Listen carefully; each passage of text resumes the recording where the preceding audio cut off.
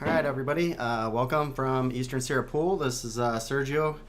To my left, he's going to be helping me in the booth tonight. I'm Clay. So I'm responsible for putting on this stream. So thanks for joining me, Sergio. Thank you, Clay, for having us. Glad you could make it. I didn't want to be in the booth by myself. So tonight's match, we got Daniel Pijuan and Brian Kimball, both Mammoth Lakes residents.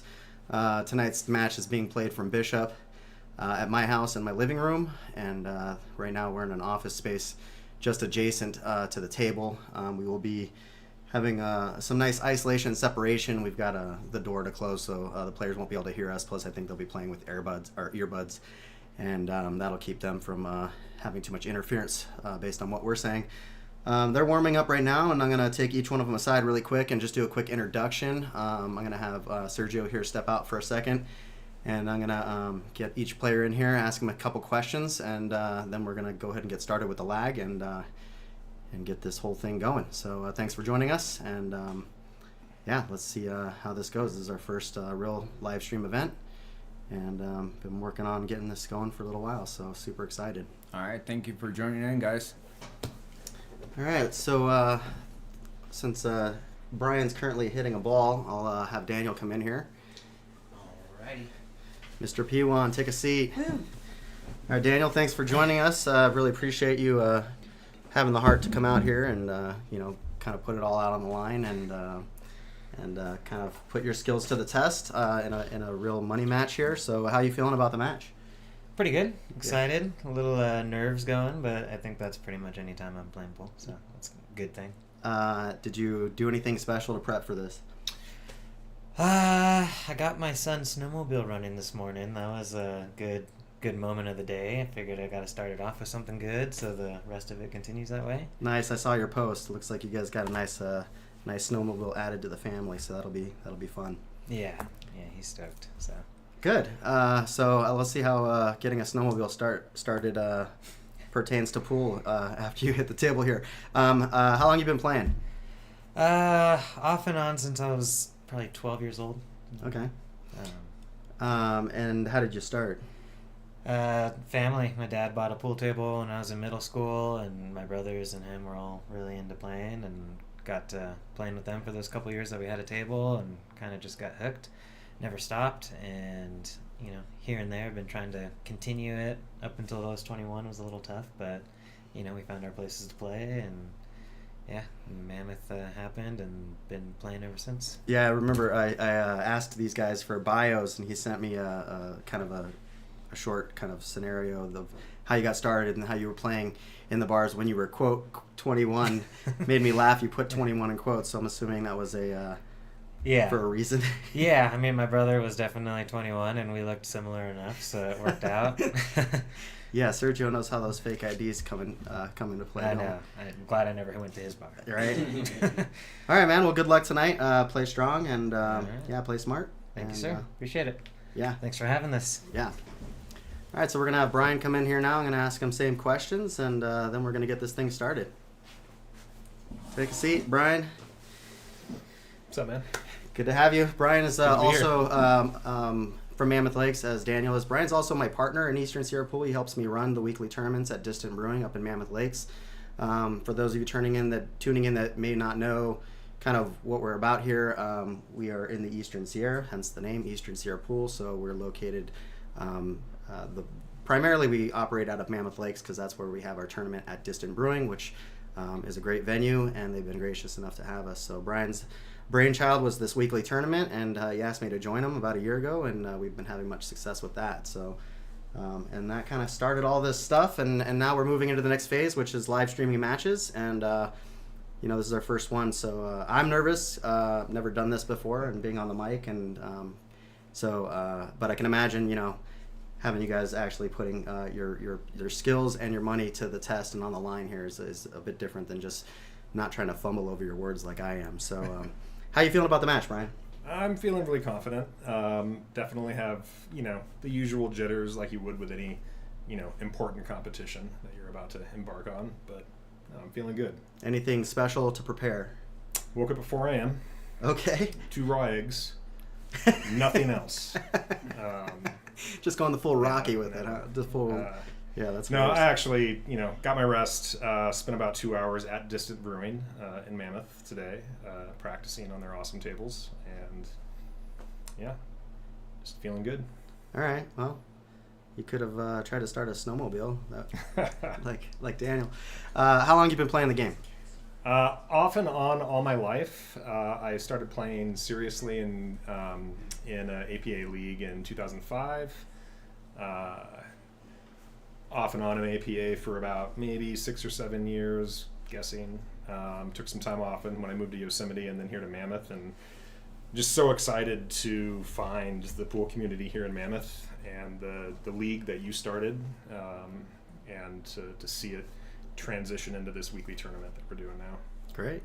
And I think you already kind of... so you got started a long time ago, but what would you say was kind of like the real impetus for playing?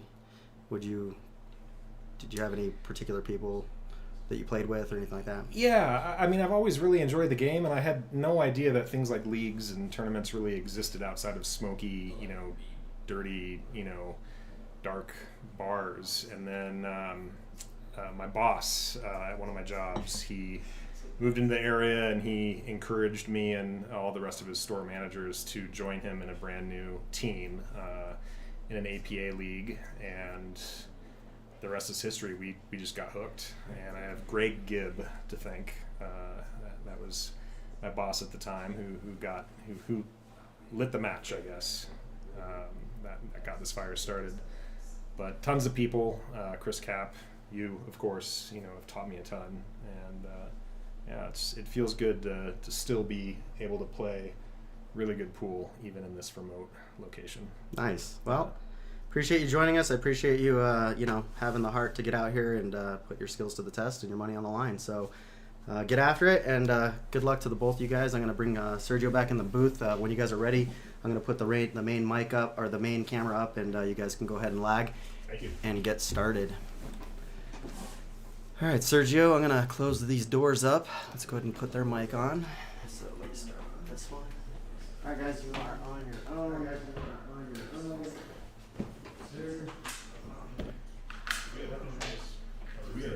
We can put that up if you want to watch it. We can put that up if you want to watch it. No, I just. You won't be able to see us now. No, that's fine. We can make us visible. If you want. I just figured it would be less distracting.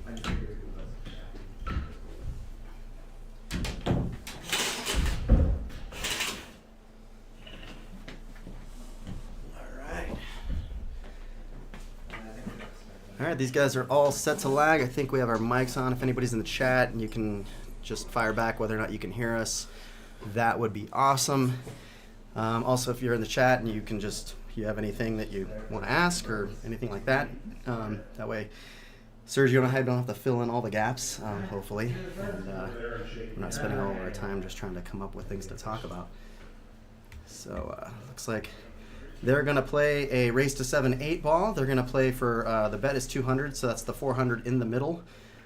So they've agreed to that amount. Looks like they're about to lag here. All right, players are handshaking.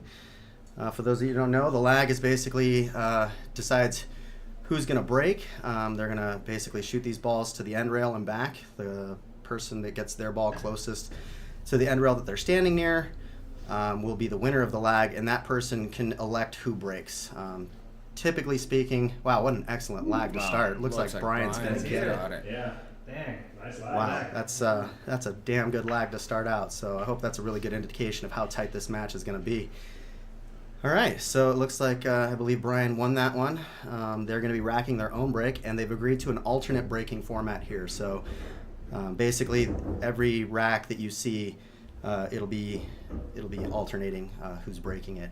So it'll start with Brian, which means anytime the score, because it's alternate break, anytime the score adds up to an even number, then it'll be Brian's break. So because it's 0-0 right now, Brian will be breaking. The next rack, it'll be Daniel, and so on. So on odd number scores, when the scores add up, then it'll be Daniel. On evens, it'll be Brian. All right. All right, let's see. His break. Yeah, so much of the break has to do with good racking, and it's funny because a lot of times people ask during the tournaments and stuff like that I'm at, why am I not breaking well? And really it comes down to hitting the balls really square, but it all starts with a really good rack, and I think that people just don't realize how important that is. Having the balls really be frozen, making sure that head ball is on the spot, and just really having a good tight rack really makes a huge difference.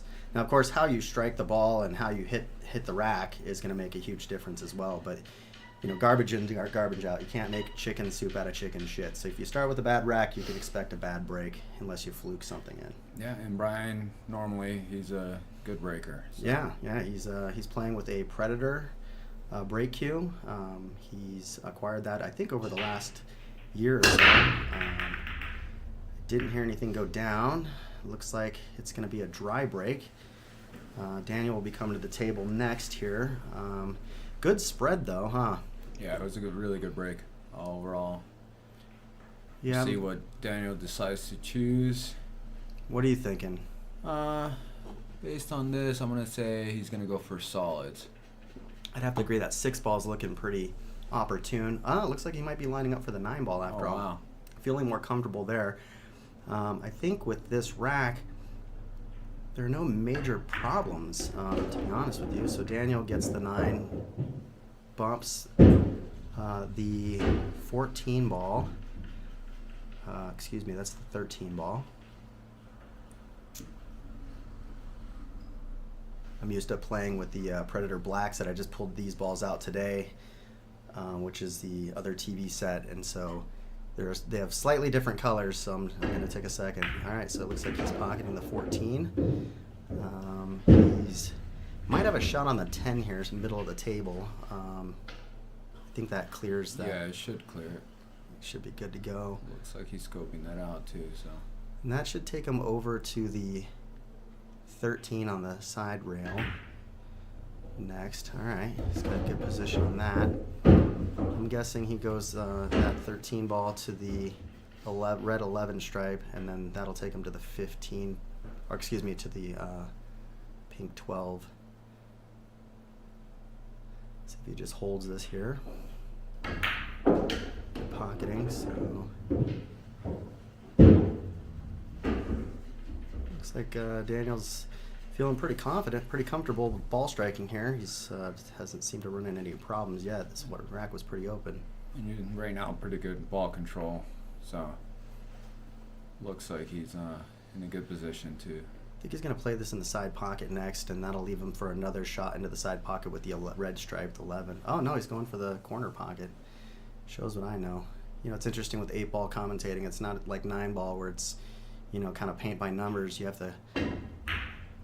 Looks like he overcut that ball, and Brian will be getting his first opportunity after the break here. And he's coming to the table, probably looking at either the 3 or the 5 ball. That would be the orange or the red ball. So let's see what he does here.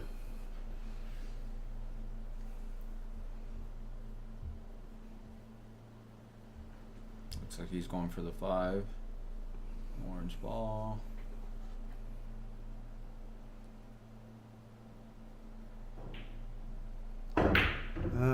Rattled it. So they're playing on a 9-foot Pro-Am diamond with 4.5-inch pockets. Diamonds have deep shelves. What that means is the table extends into the pocket more so than a lot of like bar tables. So you really have to be accurate in your pocketing here. If you hit it hard into a pocket, it's easy for the pocket to reject that ball. Anybody that's come out and either played on a diamond, elsewhere, or even come up over to my house and played, it's a big difference from playing at the bar. So, oh wow, just exactly like we were just describing right now. So that's exactly what I was talking about. It's like just the deeper pockets make it a little bit more difficult. If you don't make that position in that pocket, you'll definitely just rattle it. Yeah, it's like Daniel heard what I was saying and wanted to demonstrate. All right, so looks like Brian's stepping to the table here, going for the 6 ball. I believe he's going to go back and forth. Hopefully he avoids this side pocket. Looks like he was able to do so. Now he's got options. He can play the 1 in the corner or the 5 in the corner. Look like the 2 best options to go with here. See what he elects to do.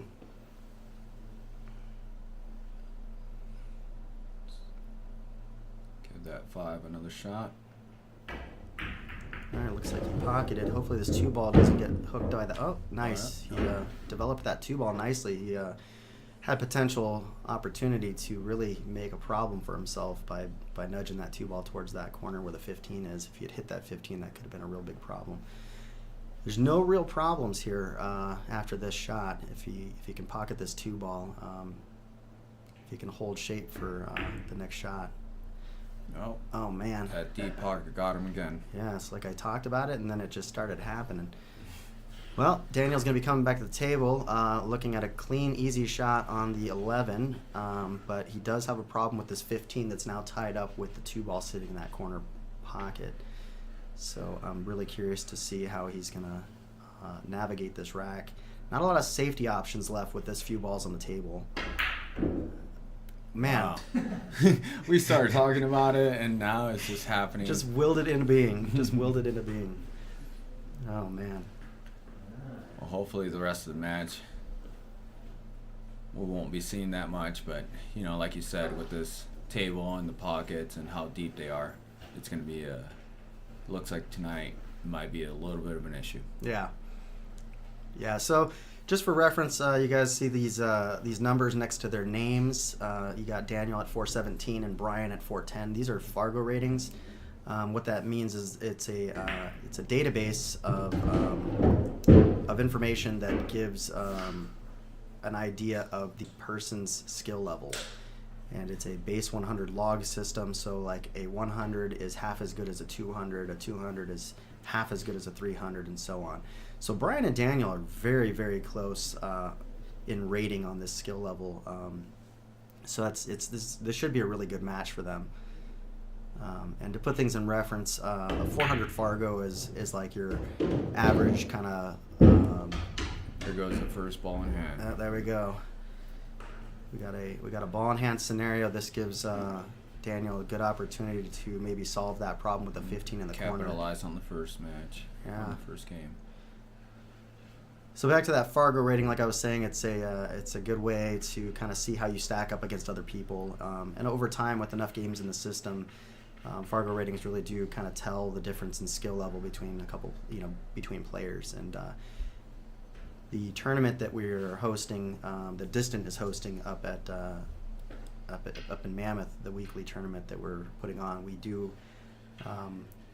do have all those results being submitted to Fargo Rate, so it's kind of cool because everybody that's playing in that tournament is actually developing their rating. And actually, it takes 200 games to have an established rating.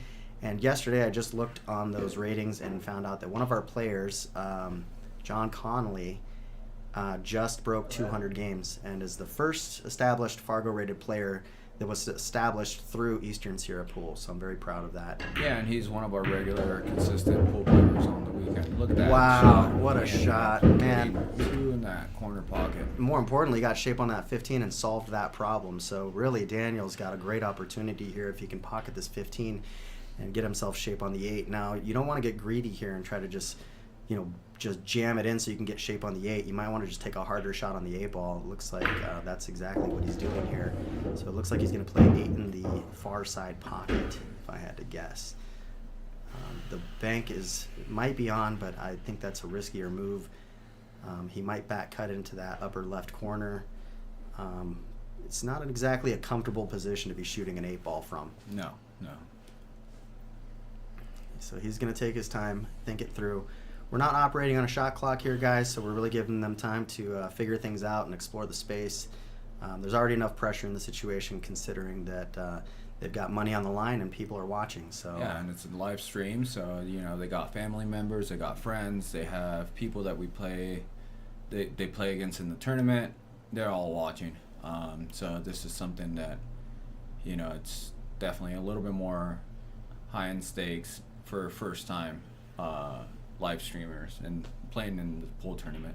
And this might be the most amount of money that they've played for. I think I remember Daniel talking about. Wow, look at that. Oh man, what a turn of events. Whew. Well, leaving himself a little wonky on that 8-ball. Definitely came back to bite him. You know, it's funny. We talked about those pockets not being very receptive, and it's funny how that changes when it's the cue ball. Exactly. It always happens like that. So Brian will be coming to the table with ball in hand with a 4-ball run out. No problems to speak of. Let's see what he elects to do here. It looks like he's going to play the 3 in the corner, likely the 1 if the 7 doesn't pass the 1. If the 7 passes the 1, I would play the 7 first. But I think the 1. I think he's going to go for the 1 and then set himself up for... I can't tell if he's got an angle here. He might just be playing a stop shot, and it looks like he's playing the 7 ball. 7. Which makes a little more sense to me. Ooh, you really want to put a little bit more draw on that so you weren't dealing with such a weird cut angle here. He pretty much just stunned into the rail and came straight up. So now he's going to have to play a thin cut and kind of let the cue ball loose a little bit. Fortunately, as long as he doesn't go towards that upper right-hand corner pocket, this cue ball should come back around 2 rails after hitting the bottom rail and come nicely for shape back on the 8-ball in the same pocket that 1 ball is going in, just like this. So nice little position here. So now it's just controlling the nerves, really focusing on your breath and visualizing the shot and staying down.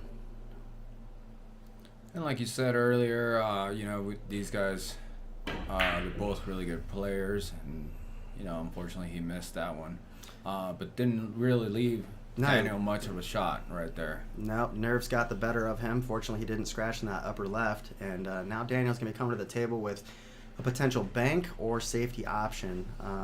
It's really one of those things. I've talked to Daniel a lot about kind of being in these kind of case ball scenarios and not wanting to play safe because he wants to go out swinging rather than trying to play a touchy shot. So I expect that we see him go for the bank here. It looks like he came short on the bank. This ball is going to end up with another bank opportunity because it's going to be right up against that side rail. I'm thinking Brian's going to go for a bank in the upper right-hand corner. It looks pretty thin. It is a cuttable shot. He could cut it into the lower right-hand pocket as we look at the table here, but I know Brian doesn't like to slice them that thin, so he is electing to bank it in that upper right as he just indicated. So let's see how he's feeling about the banks.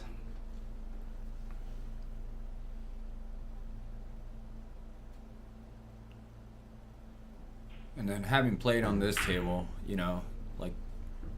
it's a difficult table to play on after you played on bar tables for as long as most of us have. So it's just something that makes it a little bit more challenging where when you don't play on something like this very consistently. For sure. Up at distant, those tables I believe we're playing on 7-foot globals, I believe they are. And the pockets are a lot more forgiving. Looks like Daniel's going to get the first game here. So we'll go ahead and put up his first point. Wow, what an interesting first game. It really thought it was going to go Daniel's way after he kind of solved that problem with a 15 with a 2-ball tied up in that corner. Mind you, the 2-ball in hands, and so they both kind of gave each other an opportunity to really solidify the first game, and looks like Daniel came up on top. So they say the first game and the last game are the hardest to win, and I can tell you myself, playing in a lot of pressure situations, I can definitely agree. Getting that first game under your belt, it's you really want to get that first win there so that you can get that confidence going. And so much of the game is just about having, you're not going to develop any new skills or unravel any new skills at the table on the day that you're playing in a match. All of that came with hours and hours of practice previously. Yeah, and like I said, most of them have been playing their whole lives, so it's something that in the past year, thanks to Distant Brewing and Eastern Sierra Pool League being able to host and have these tournaments going, a lot of these guys consistently come in and practice, whether it's on a tournament night or it's a regular night. A lot of these guys put in a lot of time and money and effort into playing to come on to this stage and play their best. Looks like we got another dry break here, so Brian's gonna be coming to the table with some options right now. It looks like the stripes are setting up a little bit easier because the 6 is kind of tied up near the 8 right now and doesn't necessarily have a pocket. Not that he would elect to shoot that right now, but just overall. Let's see if he's gonna, where he's gonna line up and what he's gonna choose. It looks like he's looking at that 10 ball to start. Not a bad choice right there. If he does it right, He should just play a stop shot here. Yeah, nice. He'll play that green 14 on the bottom left, followed by that yellow 9. Is if he can just kind of just ease this 14 in and stay down table. All right, so that could. He's a little bit straighter here than I think he wants to be, because he kind of wanted to be able to come up table after this. So we'll see if he puts anything on it. I think after the amount of balls that have been kind of jammed into pockets. Oh, nice. oh, he got himself out of that situation. Looks like the 8 might still be free. You didn't want to nudge that 3 ball like he did, but he's got to take what he has now. So if he can play that. That 12 in the side, I think that's what he's looking for, yeah.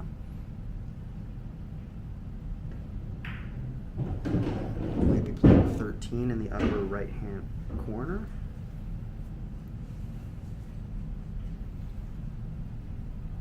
Yeah, but like you were saying, playing on that 7-footer and then stepping up with, pretty forgiving pockets and then stepping up to this table, it's a big difference. And also, like, the felt, like the table is so much quicker. Yeah. Than it is at most bars or places that you play. Yeah. Because playing on a quality table versus on something that is designed for bars is public completely use. different. Yeah. Totally. So it's funny, a lot of the guys that show up here, they expect that they're going to have to hit the ball harder to get to the cue ball to travel or balls to travel because the table's so much bigger, and then they end up going, man, I slow down after they hit a ball because they're like, man, it got away from me, So it's kind of funny because they're just not used to how these guys have played here plenty of times, but anytime new people come to the table that have been playing in the local bars, they're always just really amazed with how far the cue ball just keeps rolling, and it's a testament to quality equipment. We're playing on Simonis 860, which is a worsted woven cloth. So it's I think it's 80% wool and 20% polyester. Maybe it's 90-10. I don't remember, but high quality. It doesn't have that kind of nap feel like typical bars like that are more like felt. This is more like a really tight woven cloth. So Brian's got this 11 ball on the side. He should play it 3 rails back around to get the cue ball somewhat close to where the 11 ball is now, so that he can play the 8 ball in the lower left-hand corner pocket. So let's see if he hits it with enough pace. He might try to hold this here, which would, I think, be a mistake because he's going to end up behind the 6 unless he hits the 7 like he just did, which doesn't really matter because he missed that 11 ball. Daniel will be coming to the table now. Looks like the only real problem in this rack is the fact that the 6 and the 3 are tied up. Yeah, right next to the 8 ball, so we'll see what he decides to do with that. And from our angle, we can see the shot, but not as clearly as obviously as if we were in the room. Correct. But from here, for what we can see, looks like it's pretty tied up right there, and that's going to be... He could solve this problem, I think, by playing a safe, just playing the 6 ball, with not electing to go offensive here and just stopping right behind that 3 ball and leaving Brian Looks hooked. like he wants to. Or maybe he's playing the 6 outright. Oh no, he played the safe just like I called. That's great. That was a good move. Smart, heady play there. He knew he didn't have the opportunity to completely run the rack, probably feeling a little nervy from some of those misses early, and said, you know what, I'm going to solve this problem and create one for my opponent. And that's such a key in 8 ball, is you really got to think smart, and when you don't have an out, don't try to make one. You're basically just opening up the table for your opponent to run out. Yeah. So it's funny, Brian and I came up with this tournament idea. Actually, it was Brian's idea a little over a year ago, and then we approached Sergio because we wanted to do it at Distant, and Sergio was, really supportive. And his initial, I remember when we first talked to you, you're kind of like, yeah, definitely, man, I'm looking forward to playing in it. And then we're like, about that, we're going to do it on Wednesdays. Do it on Wednesday nights. And that happens to be one of the nights that I work, which, it's a bummer, but it's always fun to be able to support something local and a great idea. I mean, from when you guys started, we had the tables for a couple years at that point, and we since then invested quite a bit of money into our pool tables, the cues and everything, to make sure that that people felt like they were coming to quality tables as best as we could as a business. And with the help and support of Kirk and Drew, we've been able to make it happen. We just had our 1-year anniversary with you guys, where we pretty much gave gifts to every player that signed up. It was awesome. And then to some of the regular consistent players as well. We didn't want to make it where we wanted to make it so everyone felt like we cared, and to this day, we care about every player that comes in and uses our tables, and they know the quality of equipment that we provide for those that don't have their own pool cues, and which is the most of the players don't, and it's been awesome really seeing the amount of support that you guys have put forth, and it's like you mentioned it, Drew and Kirk, it's awesome to have them on board, but really, Sergio, you're the guy that sells it. When we ask for something, you have to take it back to them, and of course they have to say yes or no, but ultimately, without you really trying to advocate for it, it wouldn't happen. So appreciate it. Yeah, no, and I appreciate you guys, trusting me and my bosses to trust me to make the right call, and so far we've had a wonderful marriage. Yeah, no, it's been great. Looks like Daniel's making short work of this rack here. He just got one more shot here to get shape on the 8. He should just kind of maybe a little bit of draw, stun draw here to come back out towards center table, leave himself a nice shot. Oh, that man. Pocket came back. Yeah, he really he tried to hold the cue ball a little bit too much and played a little bit too full on it. So Brian will be coming to the table with kind of a little bit of an awkward back cut on the 11 in the upper right-hand corner. Looks like I got Blue in the chat. I know you were commenting back when Daniel played safe on the 3-ball, but Blue's one of the original people that reached out to me for lessons after I started Eastern Sierra Pool, and has been one of the people I've kind of tried to help coach and mentor a little bit throughout the last couple years, and really smart guy and a good player. I'm hoping I can get him out here for a live stream match against one of these guys here in the near future. Wow, man, that's a bummer. So it looks like Brian just outright scratched in the lower right-hand corner, and Daniel's going to be coming to the table with ball in hand. And let's see how what he does with it. What's we'll that? see what he does with it. Yeah. I think a little bit of draw. I think maybe get a little bit closer to the 7 here, and kind of play a thinner shot so you can use really the cue ball's momentum up rail, kind of going off the upper side rail and get back around to the 8. So yeah, he's kind of starting to realize that is he going to go rail first here? It looks like he might. Well, he got good shape on the 8. So he got where he needed to be. Now it's just a matter of staying down on the shot, following through, trusting your line.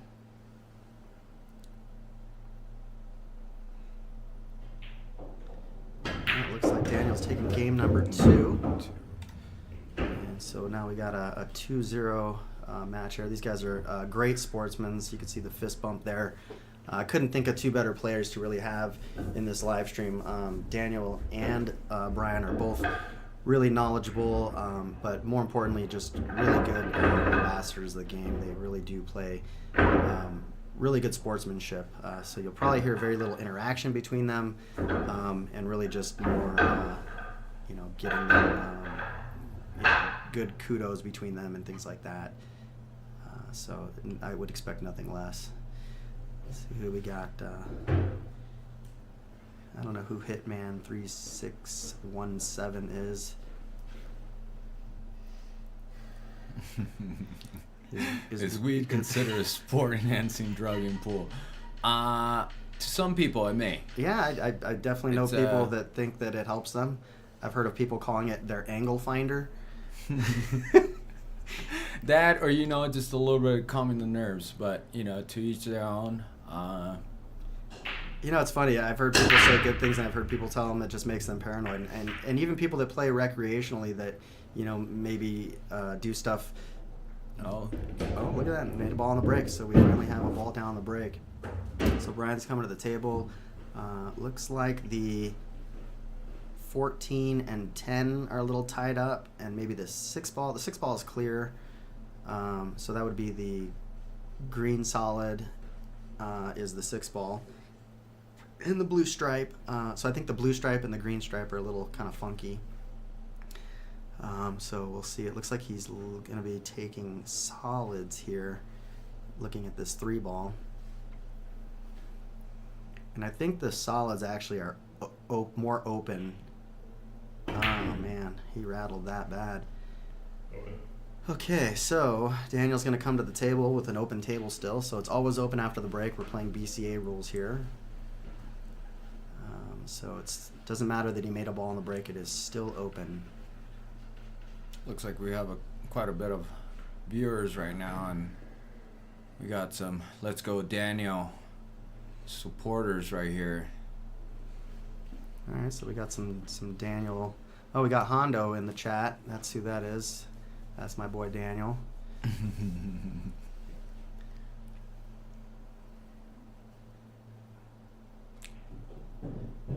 So there's a chair to the left of the screen where the players get to sit down and watch, so they're not necessarily sitting on the couch. Yeah, it's off camera to the left there.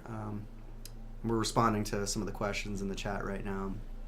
It was, do they sit on the couch after the shot? Looks like Blue says he's Team Brian, so we've got some Brian supporters here as well. Appreciate everybody that's tuning in.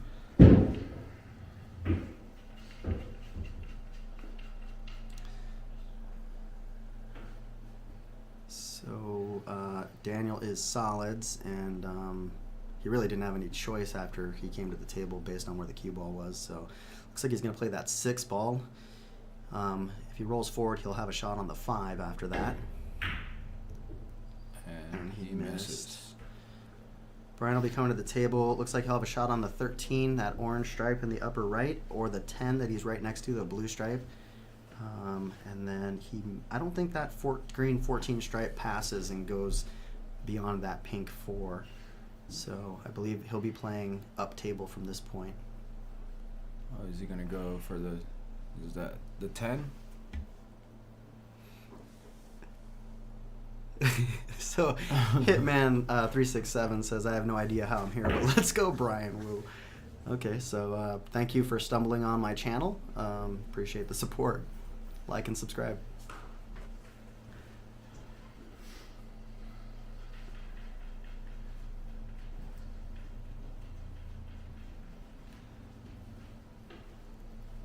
Thanks for the sub.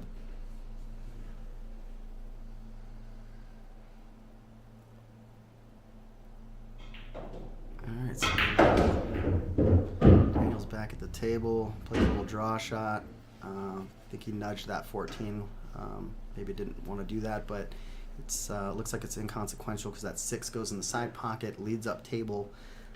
Should put him on the 3 or the 1, depending on how thin this 6 ball is.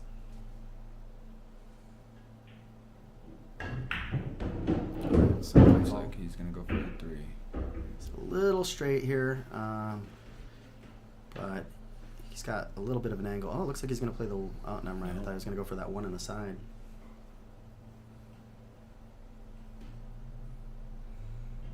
Oh, man, we got people here that know Daniel since kindergarten. No, the pockets. Those pockets Those again. deep pockets are already causing more trouble for Daniel. Well, it hasn't been one-sided in that regard, which is good. It seems like it's getting them both equally here. So I can tell you, had a lot of people step up to the table and curse my pockets. So they're not gaffy. They don't. They're not. It's not a trick table. It's just a tough table to play on. And this is standard equipment really for kind of pro level play. So if you go to a major tournament somewhere where they're playing on 9-foot equipment, a lot of times it's going to be on diamond tables. I swear by Diamond. They make great products. I really enjoy playing on their How tables. long have you had this table, Clay? I got it September of 2015. I had an 8-foot table prior to that I got from a friend that I had for a couple years, and man, I wore a hole in that felt just practicing, and then saved up some money. These tables are not cheap. They're considerably more expensive now, and it's what, 9 years ago now almost. And don't you have a pretty cool story about this particular table and having it brought over to your house? I do. So these tables, this table's a one-piece slate, so it has to be moved on a cart. It's a difficult endeavor. When I got this table, I was living in a different house, which is in the same neighborhood, but kind of a few blocks away. And the table was in the garage. My wife, the table had sat in the garage for about a year, and then my wife got a new car, and she did not want to park her brand new car in the driveway, so she insisted the car stayed in the garage. So I said, that's fine, but the table has to come inside, which was no big deal. We were moving the table from the garage to inside the house, which required somebody to come and move it for me and re-level it. So they came from Vegas because there's not a local contractor that can do that. So I paid them to come out. That was like in October of 2016. And then in November of 2016, a month later, wow.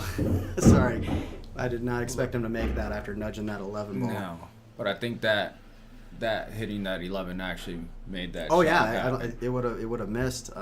If that 11 hadn't been there, he would have hit the rail. So he's got a little tricky situation here. He's got to cut this one in the lower right and then come back down around 2 rails so the 8 ball can go on the side. So nice shot. He's going to be coming back down the table. It looks like he's going to have. And hit those 2 rails like you just mentioned. Yep. Looks like he's got a nice straight in the side pocket. I'll get back to my story here in a second. I want to see Daniel go ahead and make this 8 ball. It looks like he's got that third game. So right away, Daniel's up to a 3-0 lead. Brian's got to make up some ground here.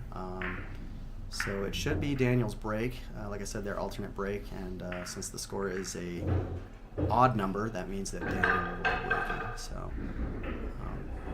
down 3-0 in a race to 7. That's it's a little bit of some work to do.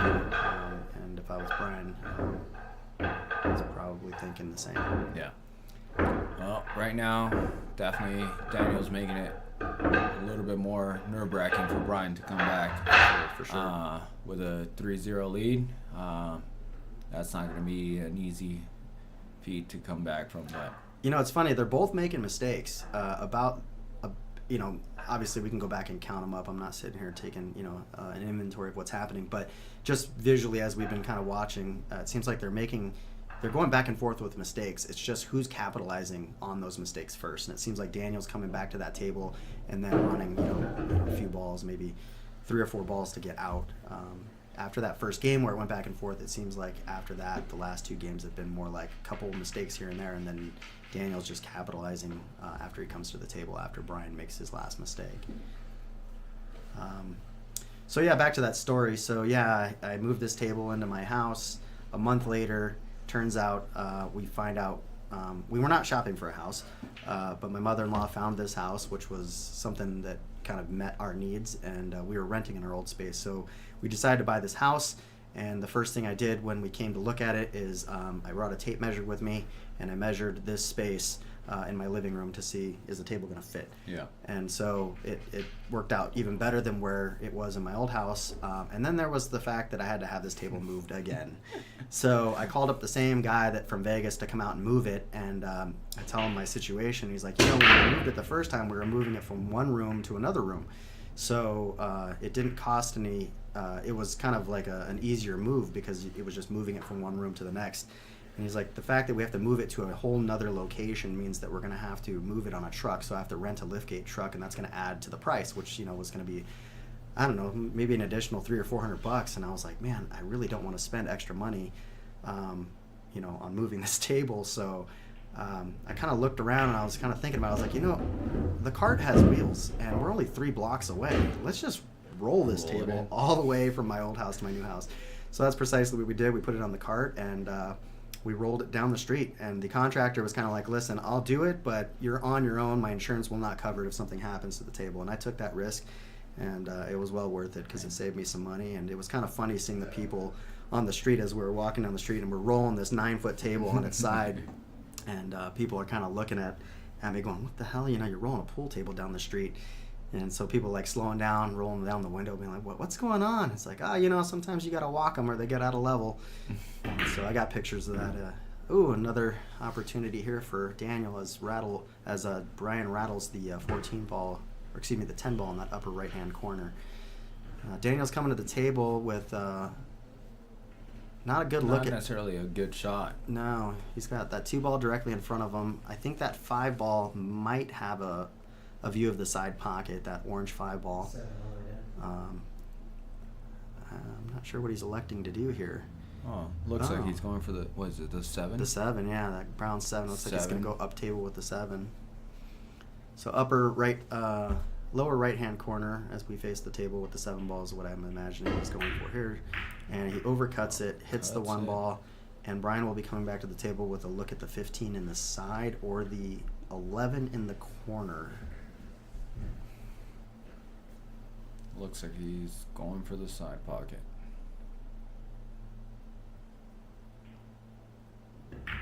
All right, so Brian makes that shot, nudges the 8 ball. Looks like he's going to have a shot on the 11. It looks like the 9 does not pass the 13 in the lower left. Yeah, like Sergio was mentioning earlier, we are looking at the camera view here. So what you guys are seeing is what we're looking at. We are in a separate room. We do have the window, kind of the blinds drawn, so that, as not to distract the players, and also to kind of keep the sound down, so they can't really hear what we're saying. So we don't have a really good visual of the table in a live view, so to speak. So I think Brian's using his extension here. Nope. No, it looks like he's going to grab the bridge, actually. I think that's a good call on his part. Like you said, the table's long and makes for more difficult stands on making sure you have the right stands. And yeah, you get down table. He's gonna flip the head of that bridge around to get the shorter side more accessible, so you can put a little bit more draw on this. Is what it's looking like. I think he's gonna try to stay down table. He doesn't want to get behind that 2 ball, so that he can come over, I think, to try to make the 9 or the 13 in that lower left. Alright, so it looks like he's going to have a shot on the 13 next, which is good. Yeah,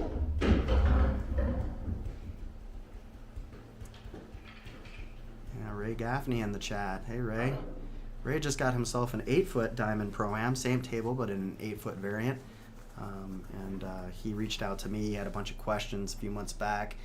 And, man, he'd been waiting for months for this table to show up, so he's super stoked. And it's good to hear that such a good guy was able to make things happen and get a table. He's wanted one for a very long time, so I'm really looking forward to see his game progress.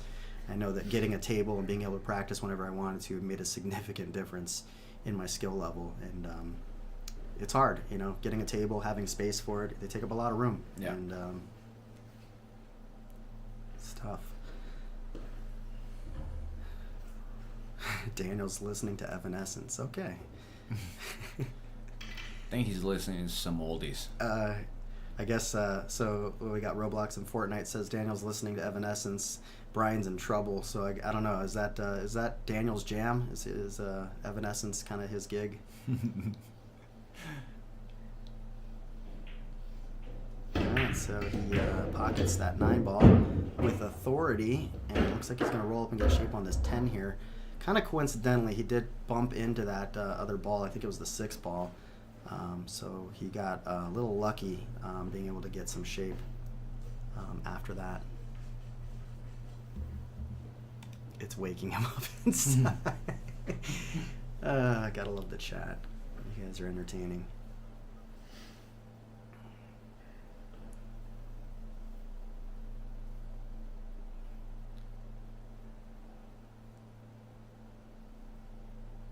So far in the previous 3 games, Brian has made a few mistakes like this one, where kind of opens up for Daniel to come back with an open table. It looks like Daniel. He's got plenty of options here. I mean, he's to, 6 balls, 7. All of his balls are still on the table. So we'll see if he can capitalize on this. That's going to be a serious hit for Brian if Daniel gets another game here. Being 4-0 down versus 3-1 is a big swing. So Brian really needs another opportunity. I don't know if Daniel's going to try to give him one. Daniel's a competitor, and he plays with heart. I could see him firing at this 5 ball and likely playing at the 1 ball next. Coming back down table, hit it a little bit more firm, so he'll be playing the 2 ball likely next. Man, he's right back almost where he started. Kind of didn't really give himself another shot with that too. No, that was kind of an unfortunate. Well, I mean, he did it to himself, but it's definitely not where he wanted to be. I'd say hitting that 5 ball with about half that speed would have been appropriate, or less, really. And back again to the table, it's like the speed on this table is just so much quicker. Ooh, Spears in that 1 ball with authority. Definitely got a direct hit. Yeah. He sunk my battleship. Yeah, it looks like Daniel's not messing around, feeling comfortable with his stroke. So we will see. I think he's going to elect to play the 6 in the side, which should put him down table on the 2. Let's see if he learns some speed control from that last 5 ball shot that put him too far. Looks like he's going to nudge that 2 ball. He'll have a couple options now. Looks like he'll probably play the 7, the brown 7 in the side. Side pocket. And he's got other options from there. He can elect to roll forward and go for the 2 ball next, or the 4 ball in the side next. Looks like he's setting up more for the 2 ball.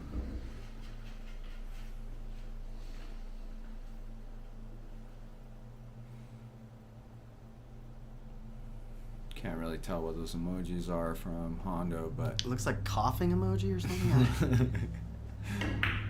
Alright, looks like Daniel's going to put himself right on top of the 4 ball. oh man, Of all the This places to put yourself, this is not good.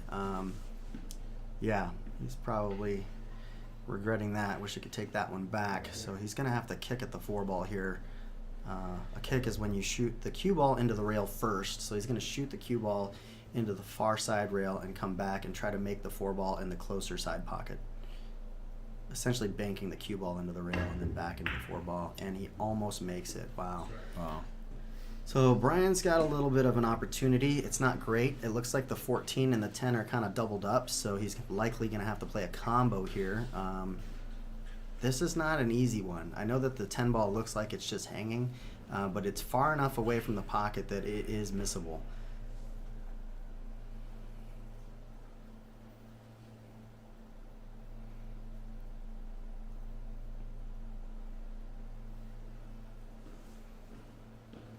Brian's going to take a second look. Very important before you get down the table, really making your decisions and informing those decisions properly. Walking around the table, they call it seeing with your legs. Walking around, checking the angles, giving your brain enough information to process so that you make the right decision and that you give yourself the mental picture that you need to execute properly. So it looks like he's going to go for this combo just as described. Oh, no, it cleared. Could see the ball. See, that's the thing about the camera angle. And he came all the way back down table. It looks like the 14 is going to have the opposite corner pocket, the lower right.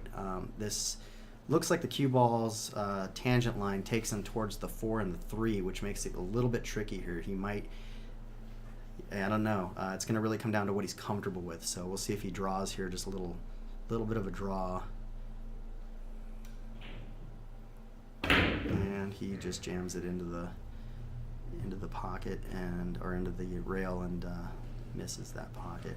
So I don't know if Daniel can see either the 3 or the 4 the way he's kind of set up here. It looks like the 3 likely has the corner pocket, but he could be in a weird situation if those balls are tied up. In which case, we'll see if he elects to play safe or if he just goes for something aggressive. Daniel's been playing pretty aggressive in the first 3 games, so it wouldn't surprise me, even if he doesn't have a shot, if he decides to do something a little bit more aggressive and offensive.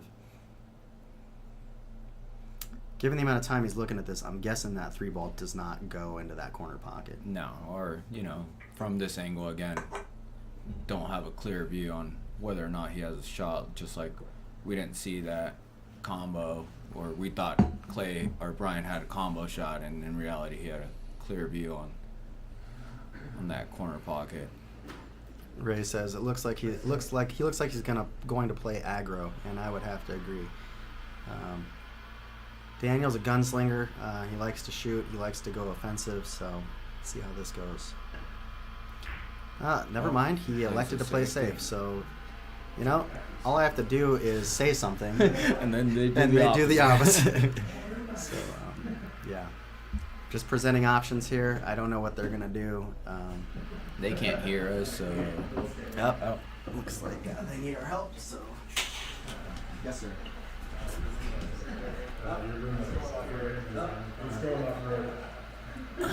Looks like we have the Roomba trying to get cleaning. So we got a little. Sorry about that. Just adding variables. Sorry about that, guys. Little technical difficulties. Mechanical issue. The computer has a mind of their own, and the situation. Skynet became self-aware in my living room today, so my robot vacuum decided it was time to clean the house. Forgot to disable that, guys. Apologize. Brian should have a pretty easy shot here. Oh man, he's got a little bit of a nervy shot here on the 8 ball. So probably wanted to put a little bit of right hand English on that last to hold and come up table more straight and be more towards the center of the table versus drifting up here towards the 3 and 4. So now he's gonna play a longer shot with more angle than he probably wanted to for his first to put his first game on the board here. So the tendency here is to overcut this ball. So hopefully he can compensate for what people want to do mentally. I always tell people, and when I'm coaching them, is it's thicker than it looks. So we'll see what he does here. Oh, he did it. He hit it thicker than he should have. So he did the opposite again. Yeah. So maybe you need to start saying the complete opposite of what, and Brian will actually. He probably took my advice. He's probably like, Clay always says it's thicker than it looks, and then he hit it thicker than. So Daniel with another good opportunity to get from the 4 in, and then from the 4 to the 3. Looks like almost. And it went in. Yeah, wiped its feet though, man. It was almost wanted to hang up there. So he'll like to play the 3 ball on the side here, likely. If he just rolls it in, he'll end up really far up table, up on the top rail. If he's he's banking it. So he doesn't want the cue ball to go up towards that upper right hand corner. So he figured he'll just bank it and stop shot it basically, and maybe roll forward a hair, but ultimately it should leave him an angle on the 8 ball. And it looks like he hit it a little long, and gives Brian an opportunity to get on the board. Yeah, Brian, he can roll this in if he's feeling nervy.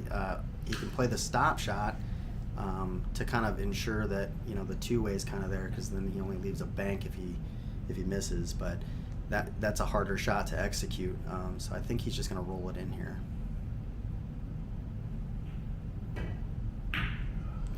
Oh, Brian's feeling the nerves. Brian is, I think, feeling those nerves, and he cut off the bank here.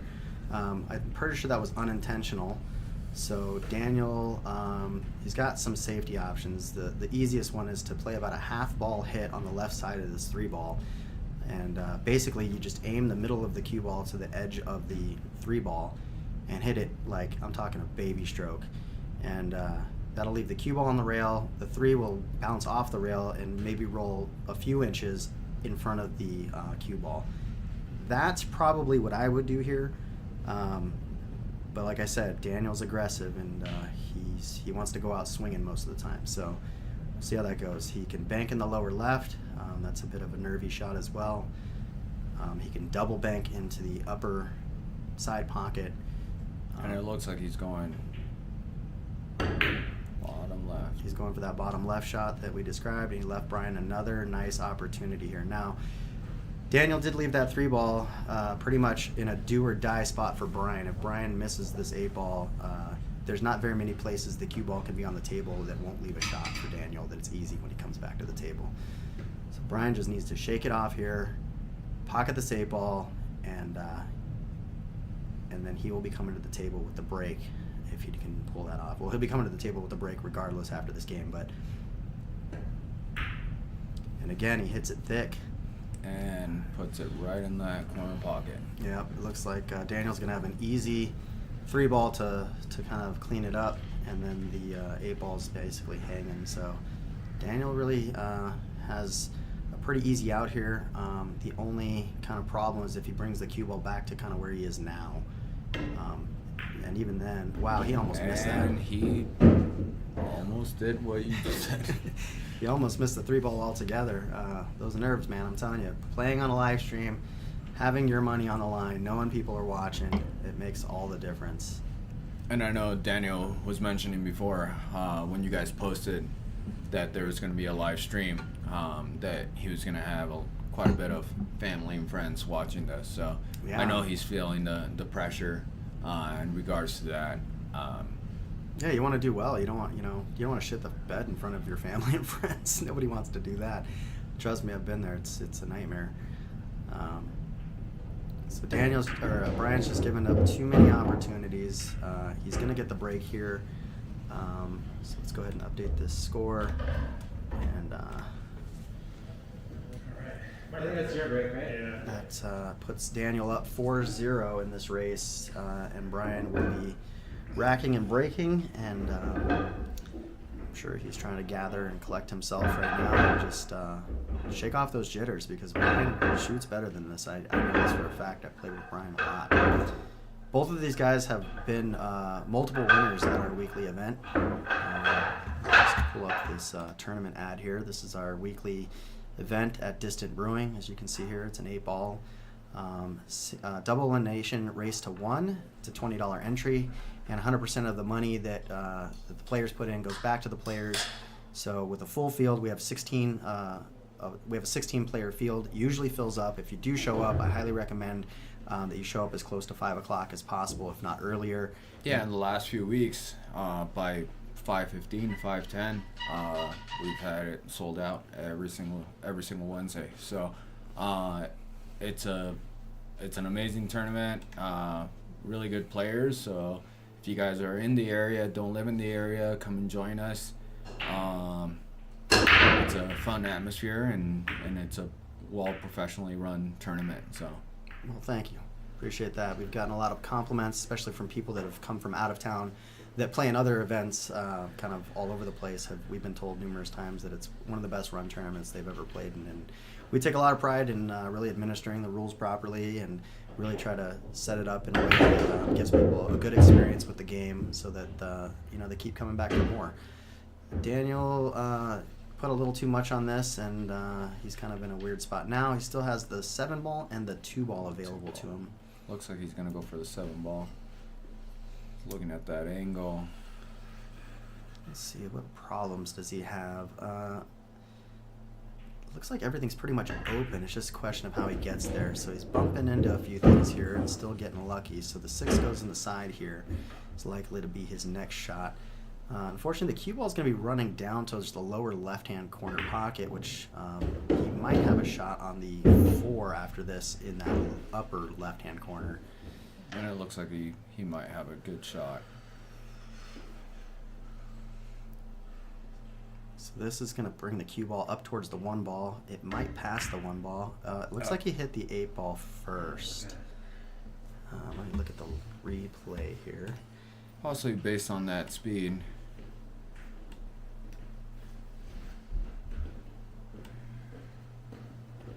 He might have hit his ball first. So It looks like Brian's not taking ball in hand, so I'm assuming that he hit his ball first.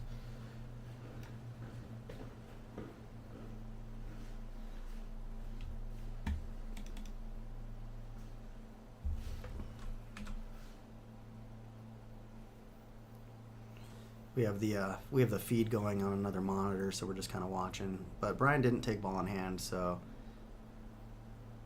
Oh No. yeah, it definitely hit the 4-ball first. So he's good. All right, so Brian pockets the 15, comes back towards center table. Looks like he's got a shot on the 10. 10. He sets himself well. What is that? The orange. Pink. What do you think after this 10 ball here, Serge? Well, we got, what is that? The 12, I the believe. 12 right there. If he, The pink stripe. yeah. It looks like he overcut the 10, left himself. He had position, but he just he's getting a little bit too cautious, I think, and it's getting the nerves are, I think, a little bit a factor here. Yeah, and sometimes, you know, practicing before a tournament is not necessarily the best thing because you end on up different equipment too. Yeah, because you end up practicing and feeling very confident the day before. I myself have never been an amazing pool player, but I have been a professional runner myself, and I can tell you that when you end up practicing really well the week of a competition, that ends up kind of possibly kicking your butt on race day. So Yeah. in this situation, you know, maybe Brian, whereas Daniel kind of took a more relaxed approach to his day. Played it like any other day would have Played been. it like any other day instead of concentrating on pool until he came in here and really focusing. Yeah. Whereas Brian kind of took in the approach of training, practicing beforehand. You know, and to each their own. But at the end of the day, I think when you kind of go about your day in a more normal routine, sometimes it's the way to go. Yeah, you know, I've had friends say that they don't want to waste all their good shots. Yeah. So that they don't want to put too many shots down on the table before their event because they feel like they only have so many in the bag, and if they use up all the good ones, then you know, then they're gone when it's time to actually to use them. So it looks like Daniel's going to get shape on the 8 in the lower left here, and he's going to be bridging over the 14. Over the 14. Yeah, that's going to make it. It's going to make it tough. So we'll see if you can stay down on this. Anytime you're kind of bridging over a ball like this, it really does change things because any accidental left or right becomes kind of like a masse, and the ball swerves off course. So let's see if you can get down on it. Yeah, and he spears it right in. So it looks like Daniel's going to go ahead And do 5-0. 5-0. And this match might end up being a little shorter than we expected. How long have we been streaming here? It looks like. Been going for about an hour and 10 minutes. Okay. Take. How long? Yeah, it's 8:40. Yeah, we probably started after we did interviews. Yeah, so they're about an hour An hour in. into it. It looks like Daniel's listening to some good tunes, nice, and he's concentrating. He's feeling good. All right, let's see what we got. We got some people in the chat kind of commentating.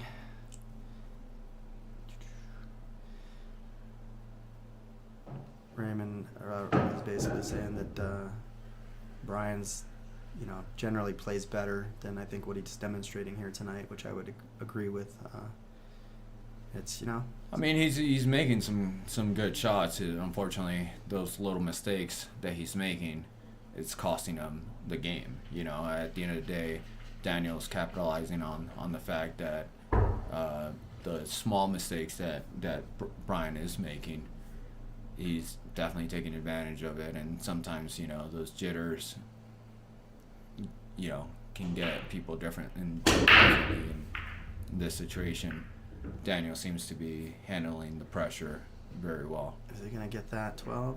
Oh, he knocks him. Knocks him. Woo! Knocks him Last in. ball rolling. Look at that Knocks him to excitement on Daniel. Thought it was going to be another dry break, but it looks like Daniel's going to come to the table since it is his break. Looks like he's going to go on that, what is it, the green, that side pocket. Yeah, the 14 ball on the 14. side. Should be able to follow this forward, I think. Play the 9 next. Oh, he misses altogether. Well, maybe he's got a little too loosey-goosey, feeling super confident. One thing I can tell you, man, once you gain a lead, you really got to stand on your opponent's throat. The last thing you want to do is let them back in, because those nerves start coming back the other direction if you let your opponent in. You start making kind of some mental adjustments about like, oh man, I should have closed the door. So I can tell you that having the lead feels good, but holding the lead is super, super critical. And Brian really hooked himself here, putting himself up on that 13 ball. So he's going to be bridging over, and I don't know if he has a shot on anything. It looks like that 10 ball doesn't go because the 4's in the way. That red 11 is kind of tight. I don't think that goes anywhere either. I think he's best to elect to play safe here. I'm just not sure exactly what he's going to do with it. It looks like he might have a shot on the 10. It looks Like he's going for it. Yeah, it does. It certainly does. But, he has to bridge over that. Which we all know can definitely make the shot a lot harder. Yeah.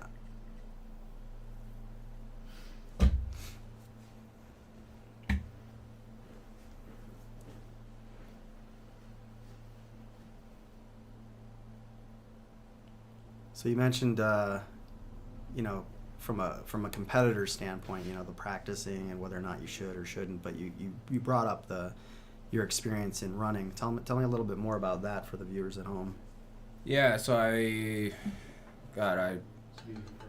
competitive running since I was in junior high and high school. Wasn't very good until I just trained my butt off, believed in myself, and ended up receiving a full scholarship for collegiate running. Wow. Which coming from a very humble beginnings of growing up in Mexico, when I mentioned that to my parents, they were in disbelief that I would be receiving a full scholarship. That's amazing, man. And then from there on, I pursued running competitively and professionally after college, instead of pursuing a career, and that led me to moving up to Mammoth, where I competed and trained for Puma. Oh, nice. So you were sponsored by them? Sponsored by them, and then I trained with the Mammoth Track Club. I did that for a few years and kind of told myself I'd give myself a shot till I was 30 to try to make a little bit more of a name for myself. And at that point, when I noticed that I just wasn't gonna achieve the goals, that I pursued a different avenue in life, and here we are now. That's an interesting story, man. It's running as competitive as it is, and being able to run at that level is pretty crazy. So that's distance running's crazy in general. Yeah, it's not an easy thing, but nothing really is. Nothing that you end up playing at high stakes and competing, and when there's money on the line, there's always pressure. And in this situation, there's pressure on both ends for Daniel and Brian, and it looks like Brian is feeling the pressure a little bit more than Daniel. And that's true. Although Daniel did just miss a couple balls in this rack a little bit earlier, so I was kind of surprised that he missed that opening shot. But he's coming back to the table now, a little bit stronger. He's made, 3 balls, and he's coming over. He might have just hooked himself. I don't know if that 5 is cut. I think you can cut the 5 down the rail and nudge it in off of that 12. It looks like he's trying to go for the 3. That's surprising. I thought that 10 ball was kind of blocking that pocket completely. But he's feeling like he can make a go at it, so see if he goes kind of in between off the rail and then into the ball, or how he's going to manage this. Oh, Wow. Yeah. Yep, just like that. So now he's going to be looking at that 5 down that rail, the last shot that I was talking about, which then will give him kind of option for the 7 or the 1 after that. So looking pretty strong from here. Oh, he's playing the 7? I wouldn't have expected that. I wonder if that 5 does not go. I mean, I would have thought that 5 went more than that last 3 did. That last 3. So he's probably going to follow here and try to go across table and play the 5 in the side, or no, now he's going to get the 1. So he's going to be back to the same situation with that 5 ball that hopefully it's got a pocket. Looks like he's Calling the 5. He's calling the 5. So the 5 must not go down in that left corner. So that 5 did go on the side. Daniel's going to be playing the 1 ball here. And against that fast table, you know, it put him in a position where I think he's all right here. He should be able to just little stun draw. He'll come out down by that 3rd diamond, come back to center table. Oh, caught it a little bit thinner than he wanted to.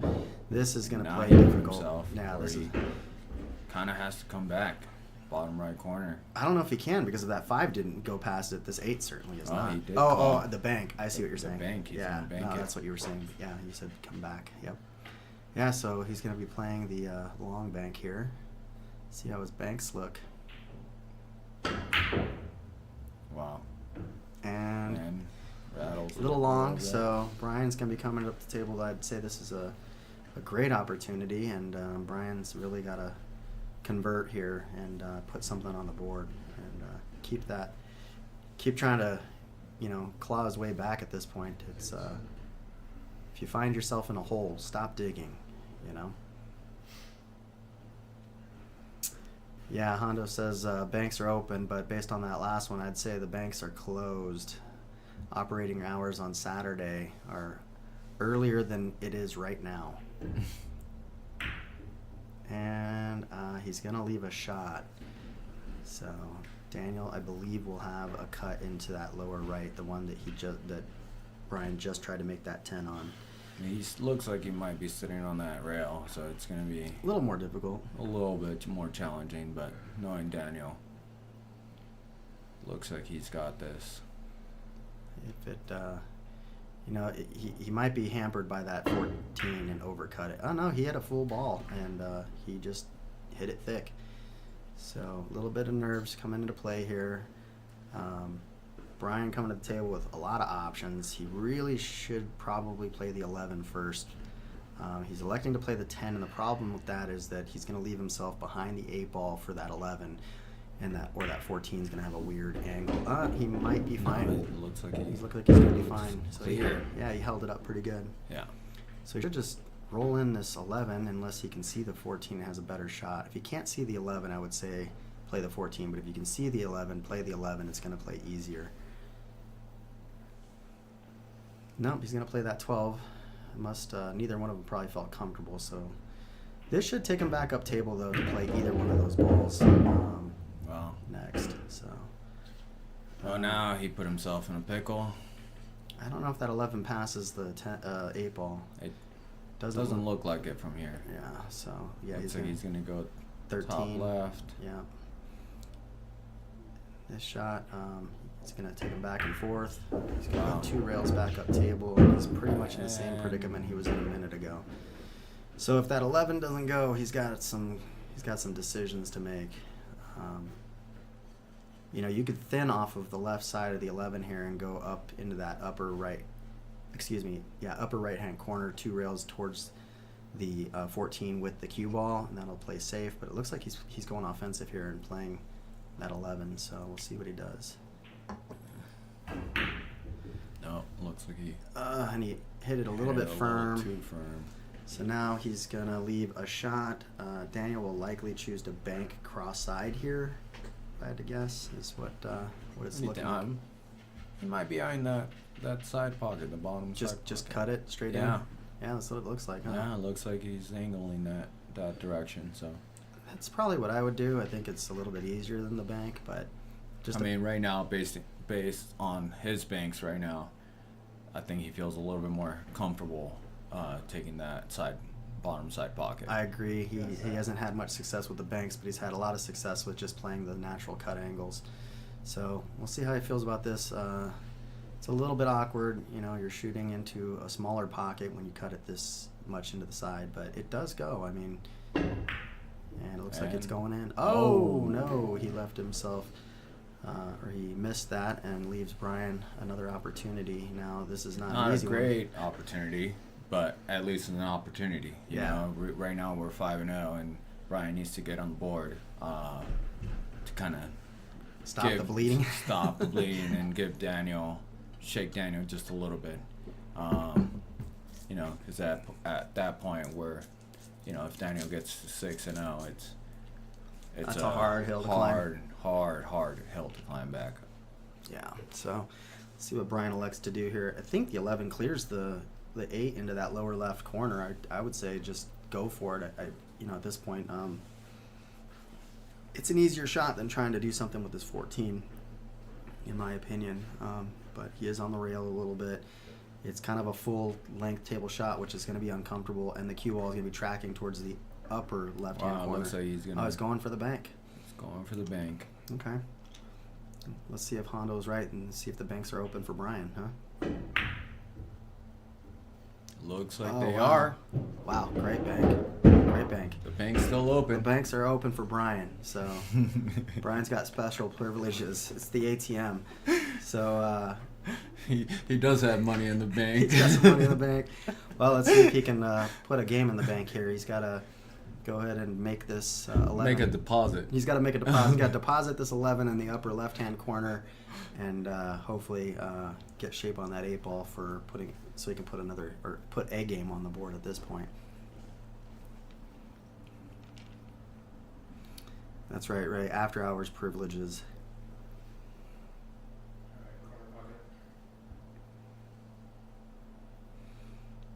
Just nice and easy. Yeah, trust your line. Follow through. He overcut it. And he's going to leave an awkward shot here. A very awkward shot. Because that 11s might be blocking the bank. Well, he could go upper left corner. But again, the bank's so far. Yeah, back cutting bank, a back cut bank. I think that's what he's looking at. That's why he stepped over to that angle. But man, you send the cue ball loose when you do that, and it's always harder when you're kind of back cutting these banks. It adds a little bit more spin on the ball in a way that you're not expecting. So, is he gonna kick at it? He might be kicking at it cross-side. I don't know what he's lining up for here. I think he's just looking at whether or not he has that angle, but again, so far he hasn't been successful with it. Wow! So I think he's calling that side that he's standing next to. Side pocket. But I don't think he's gonna bank it. I think he's gonna kick it, which means he's gonna shoot the cue ball into the rail, and then that's gonna hit. After it hits the rail, it's gonna hit the backside of the 8 ball. So that's what he went for the kick. Oh, and he scratches. He ends up giving Brian's got Brian the ball in hand. best opportunity Brian's had of the night. He needs to convert here. He needs to capitalize on this mistake, and we've talked about it all night with Brian making the small mistakes and leaving it open for Daniel, and now Daniel has given Brian an opportunity to hopefully capitalize on this shot, and he needs to get on the board. Yeah, I think Brian's looking to just stop here. When you're not feeling really confident with your stroke, you don't want to try to jam it in the pocket and do a huge draw. You don't need a lot of draw here to get back for the 8 in the side, but you don't even need to draw. You can literally just stop here and then have a stun shot for the 8 in the corner, or the 8 in the side rather. So that's exactly what he did. A little bit of draw. Honestly, he could just roll this ball in and be just fine. What you don't want to do here is hit it with a lot of pace, because then the ball will track into that bottom left-hand corner. The cue ball will. So just roll it in. Count your blessings that you got an opportunity, and Brian's on the board. On the board. He made that deposit to the bank. Yes, that's right. Well, it's good to see Brian on the board. Like I said, with the little mistakes. Daniel made that mistake, and unfortunately it cost him that game and Daniel, that huge lead. And he still has a pretty big lead, but at the end of the day, he'd rather be on the hill right here. Yeah. But I think it's really good that Brian didn't just waste that opportunity, because man, a 2-ball out with ball in hand, you don't make that, and that's a night ender. I've been in a similar situation playing in a pretty big tournament in Sacramento with all these pros, all these people I look up to, in the stands and stuff, watching me play, and I'm just playing the nightmare game. It's like my worst fear, playing in front of all these people. I'm talking world champions like Federer, Gorst are playing on the table next to me, Oscar Dominguez, all these huge names, and I'm playing the worst game of pool I've ever played in my life.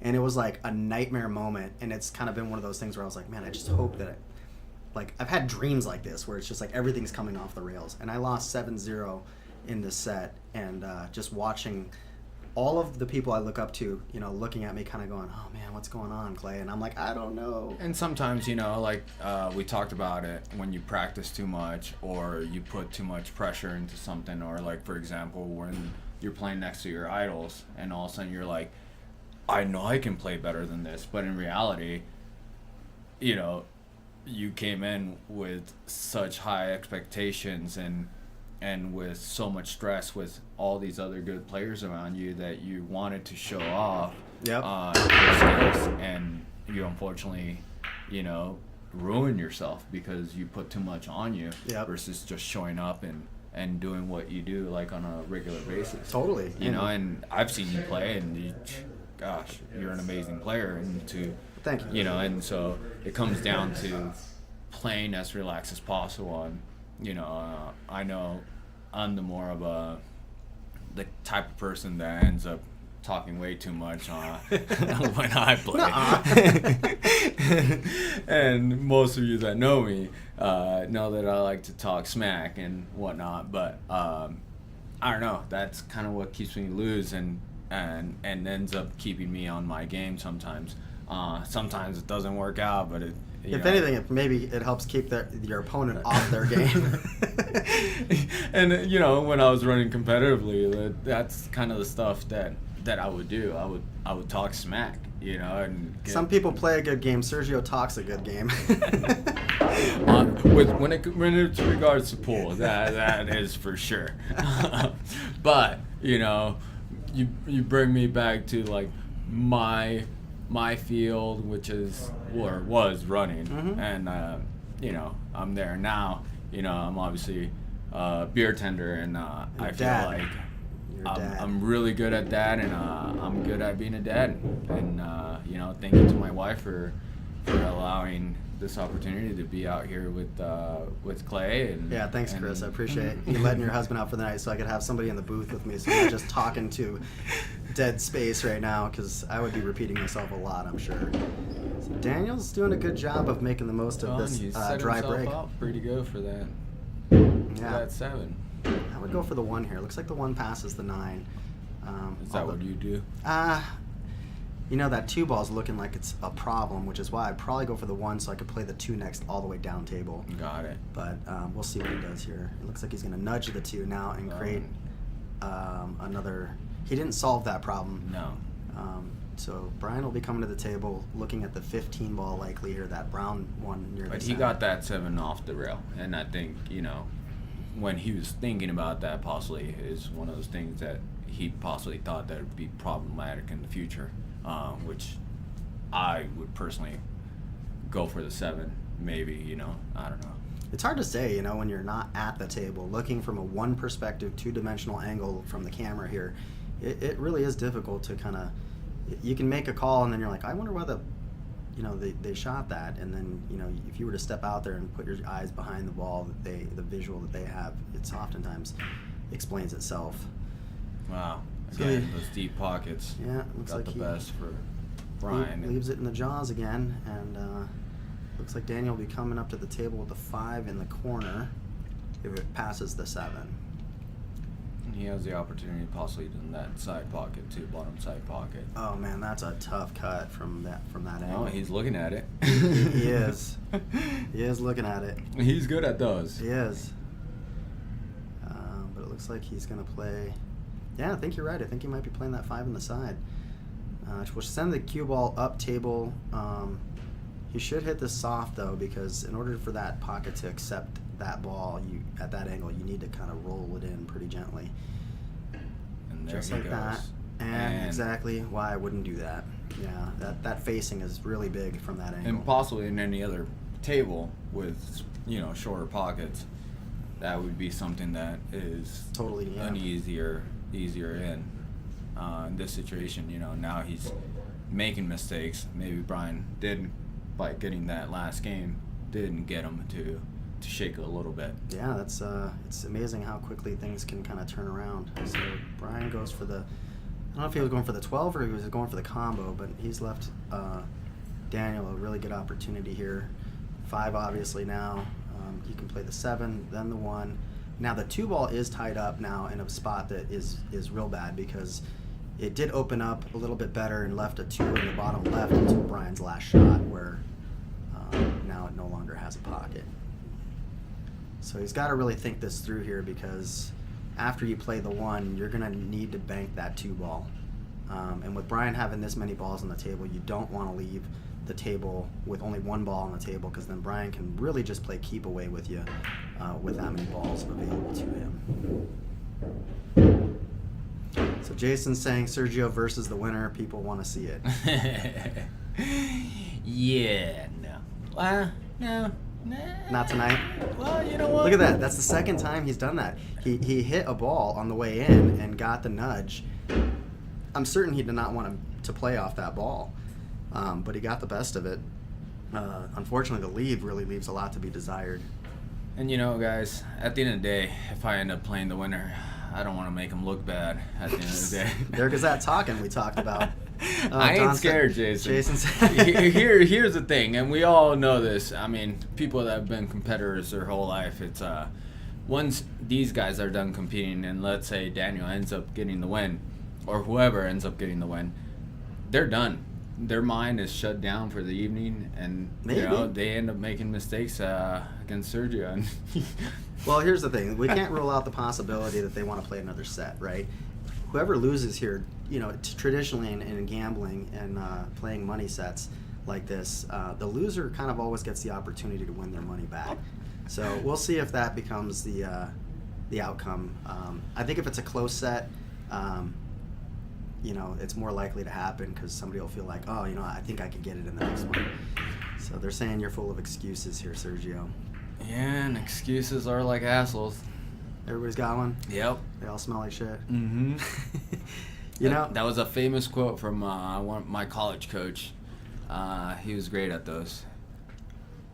Well, I don't hear Jason calling anybody out, so it's real easy from the sidelines to talk about the dude in the booth and the people on the table. So Jason, especially when they're just typing it in. exactly, keyboard warriors over there. Let's see if Jason wants to come to the table and challenge somebody. I know he's been getting better. He had his first break-in run in the tournament 2 weeks ago, and there hasn't been a lot of them. We've trying to develop these players, and there's definitely been some improvements. We're seeing people's Fargo ratings going up, and it's been a lot of fun. This live stream thing is just really adding on to what we started. We hope to grow this to enhance the pool experience in the Eastern Sierra, just provide more opportunities for players to get better. Adding this level of kind of pressure is different than the tournament. It's just a different environment. When you're playing the tournament, you play a game, then you go talk to your friends. Here, you're playing a race to 7. It's just you. It's just your opponent, and the money's there. And people are watching, and you can't really just alleviate that tension by just ignoring it. You have to kind of just focus on the game and try to really kind of handle yourself. And it looks like Brian can't get a right setup right there. I think he's going to be able to play a good stop shot here on this 13 and the 11. Unless that draw. Yeah, he drew that a little bit. So he'll play the 10 now, likely. Then the 11, 14 to the 9, which should give him shape to the 8. That's the out I would call. Let's see what he does.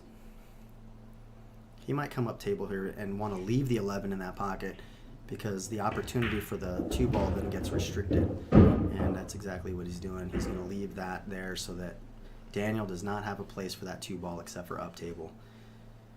So this is a really good out opportunity here.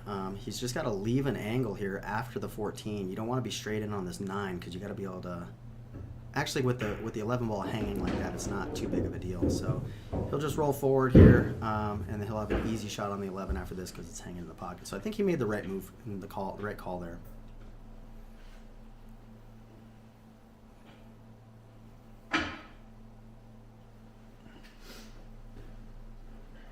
I wonder what happened.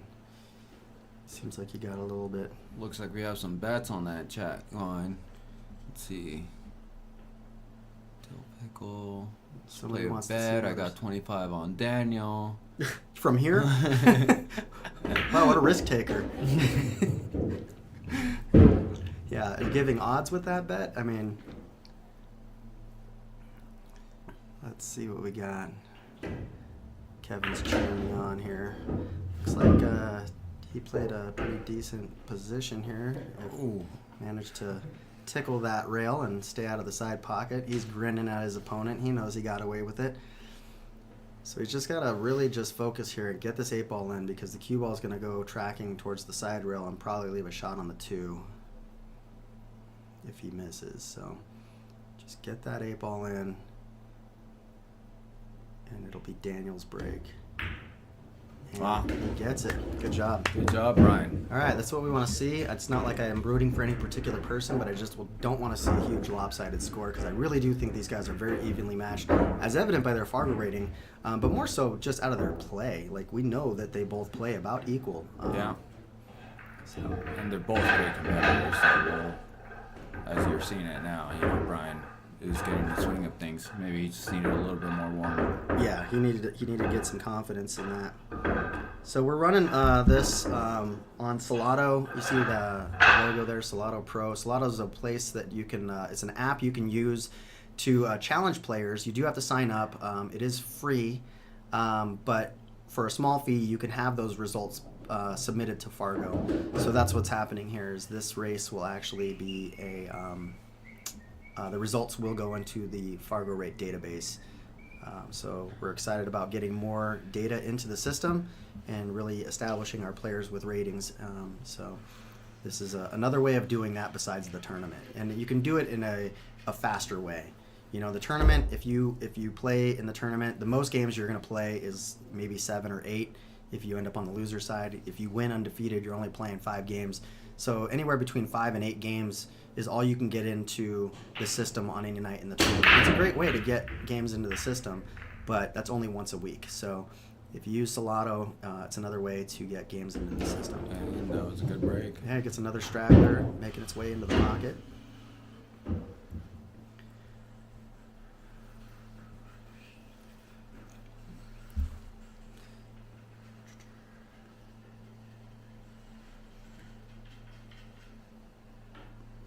Gotta check the socials. People hollering at me right now. Looks like we got a watch party going on with we got Kevin and Ben and Roman and Jason all watching this together. So. And then we got Brett watching it at home. Nice. So these are all regulars at the tournament. Oh, who's that in the corner? Nice. I don't know, but he's saying, why are you guys so focused? You guys look so focused. Well, we're watching something. We're watching something, and on top of it, it's our first live stream as Got us some slack. Yeah. What do you want? What are we supposed to be doing over here, Brett? Dancing, I guess. It just start twerking. Make Brett happy.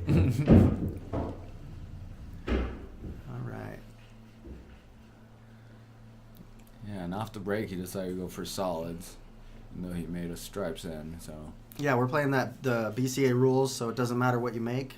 It's still open after the break. So even though he made that, I think it was the 9 ball that went in the upper right-hand corner, he elected to play solids because it played better for him right out the gate. Looks like he's opting for that side for pocket. Think he'll play the 5 here or the 4? He's probably gonna go for the 4. No, he's playing. Looks like the 5. The 5's that, yeah, the orange one. Probably a little bit easier. Now he's probably going to play that 4. I don't think he has a choice now. He has no choice. He did not want to leave himself. And he now has, that's a long shot right there, and he has to go over. Yeah, he's over that. You know, bridging over a ball's hard as it is. Bridging over a ball when you're sitting. Oh, he miscues and fouls. So this is the first table foul of the night that wasn't a scratch. So for those not knowing the know, after you've hit the cue ball, it has to make contact with one of your balls. And if you make contact with one of your balls, you either need to pocket something or something has to hit a rail. So he did not meet those obligations of what's called a legal shot because he did not make contact with one of his balls at all. So that's a foul and ball in hand for Brian. So, like I was saying earlier, that looked like a very difficult shot. And that's ultimately, it was a mistake that on his end obviously was a potential mistake. Yeah, bad position play. I mean, ultimately, you know, he did not want to be left hung up against that 13 ball. You know, a lot of people think pool's all about pocketing the balls, which it is, don't get me wrong, and it looks like Brian's going to capitalize on that. But not only do you have to make the balls, you have to leave yourself set up for another ball. So a big part of this game is planning and of course, executing, and a big part of the execution is being able to control where that cue ball is going to head next. This is where drills really come in to play and really kind of teach you the mechanics of that, what the cue ball is going to do, how it's going to respond, and teaches you kind of the limits and the boundaries of what is possible. So I'm a huge proponent of shooting drills. You guys are currently on my YouTube channel, so you know that it exists. But if you go into my drills playlist, I've got almost 100 drills there that you can It looks check like out. Brian's using his extension, That's and he right. might have to use a bridge. Yeah, he might actually. You might be right. He's a little bit long. The extension really does take you down. To me, and Brian's much taller than me, so you were right. You called it. Brian's much taller than me. I'd say once it gets past, a diamond past the side pocket, I really need to grab the bridge. And I think he's making the right choice here. So he's using the extension and the bridge. He just has to be careful with the cue ball here because that extension provides extra weight, and that cue ball is going to travel further than he thinks. It looks like he did a good job of pinching it and keeping control of the cue ball there. So let's see if he plays that 13 in the side or if he plays the 15 in the corner next. He can also play the 11. Yeah, and it looks like he's playing, what is it, the 13. Oh, he put his extension on the coffee table, and then I guess my house leans to the west, so his extension. And I thought my house was the only one leaning in Bishop, but I guess. Yeah, and my house is 50 years newer than yours. I have no excuses. I don't know. I know I had to get under my foundation and set up some pillars to hold up the floor a little bit better. Floor a little bit better. Oh man.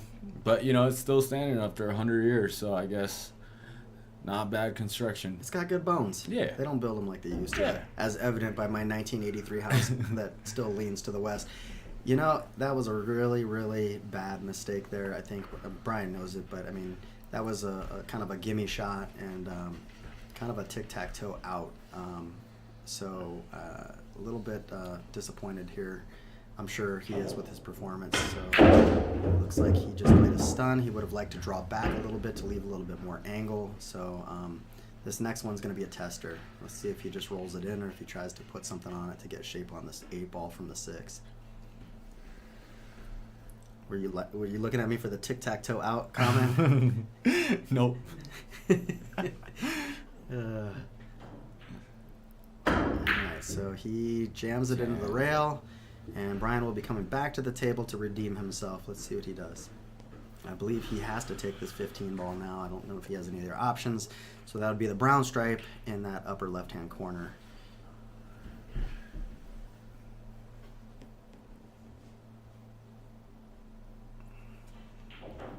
What's Roman barking about now? I don't know. He's a barker, that's for sure.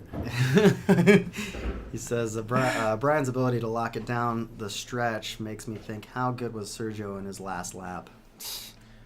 I was a sprinter, bro. Sprinter. Could always lock it down. You always had something in the tank for the finish line. That's right.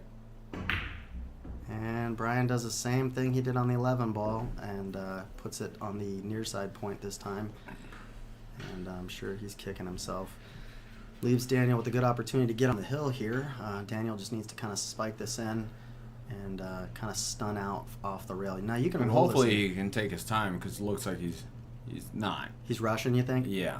Yeah, compared to how they were playing, it's funny because I would have thought they would actually slip. Wow. And you see it again. Like he was earlier on in the tournament or in this competition, he was taking his time with every single shot. And That's a right good now, observation. Daniel is just rushing through these shots. And I think, I don't know if it's because he feels overly confident or whatnot, but I mean, that's something where you have to consider, it's causing him problems now. Yeah, the pace of play is extremely important. It's such a rhythm kind of game, and people don't realize that staying in your rhythm is really kind of how you maintain all of those feelings, and the reality is the only thing you can really control physiologically is your breathing. And so if you can focus on your breathing and tie that into your rhythm, you can kind of control your heart rate and the nerves kind of secondarily. And here, Brian just needs to focus on getting this in the corner pocket, After that, he can focus on his next shot. But unfortunately, he's been making those unfortunate mistakes where he thinks about his lead, and in this situation, it cost him again. Yeah, it's funny because, earlier it was like who's going to beat who to the shot, and now it seems like they're just trading mistakes. And that's how the nerves, they get you, man. It's interesting how much of this game really is just about controlling that. Again, he's not taking his time. Before he walked around the table. You're right. He was, taking a lap, slowing down, and just in the last 2 games since he ended up losing 2 to Brian, he's starting to make more mistakes. So. Yeah, I think he's like, man, I let him in this game. Don't let that happen. Put that in the pocket, and he gets overly focused on just shooting that shot and not going through his normal process. They call it the pre-shot routine, and developing a really strong pre-shot routine. Oh, so Brian's playing a 2-way here. He elected to bank and leave that, and that's exactly why he did it, because he knew that he could leave that ball jammed up in that pocket. Now, Daniel can, I think, still kind of go off the bottom rail and make that ball, but we'll see what he does. Yeah, I mean, it's definitely a possibility, but, he's starting to slow down. Yep, he's planning. This is something that, you saw early on with all his shots that he made. He thought about it. He slowed down. In this case, Brian slowed him down by putting that ball in the pocket. Yeah. He's making him think about his next move. So. And it's funny, you bring up an interesting factor is that people, when they have an easy shot, treat it as such. And the reality is there is no such thing as an easy shot. And the second you start treating it like it's an easy shot, the second you don't give it the attention it deserves. Yeah. And that's what happens, So like, I know I make a lot of those, so. Well, it's funny because you'll see people come up to the table with a very hard shot, and you're like, oh, there's no way they're going to make this, and then they hyper focus, and then they drill it, and you're like, oh, well, they gave it a whole bunch extra attention, and then the next shot they come to the table with an easy one, and they just dog it into the rail, and you're like, man, dude, hard shot, easy shot, it just, and you become complacent, and it's really important. So here, he's going for another bank. He's just called into that upper right. Or lower right. If that ball goes into, and he drills it. Wow. And leaves himself in nice shape. And honestly, I didn't see this, but I think he elected the right shot there. I was gonna say that cutting it into the lower left offered a better opportunity for safe. But if he had missed here, game he was over. Good. Well, where the cue ball is now, like he would have been fine. He still would have been fine. Yeah. But if he elected to go on the left corner, then. He gives Daniel a better opportunity. Unless it rattles and hangs. But correct. So you just got to roll this in here and kind of put another beat on the board. And he gets it. And he makes another deposit. Wow, so it went from 5-0 to 5-3. So looks like Daniel opened up the bank for him. It did, right? So, Daniel came out swinging, won 5 in a row, and now we got Brian with 3 in a row. Oh, and Brian gets to break. Correct. So now... Yeah, good opportunity for Brian.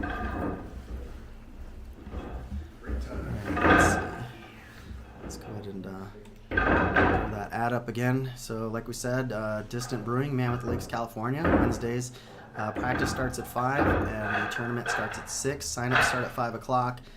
Get there on time or early because we've been selling out, guys. So we only have 16 players. Yeah, I think last week, we had 8 to 10 players already waiting for you at 5:02. We did. So it's a little bit, it's great, but you know, it's an indicator on like the trajectory that this pool tournament is going, and then the good things that you guys are doing, and the good things that Distant Brewing is doing, in regards to the best tables in the Eastern Sierra, best pool cues, best tournament run.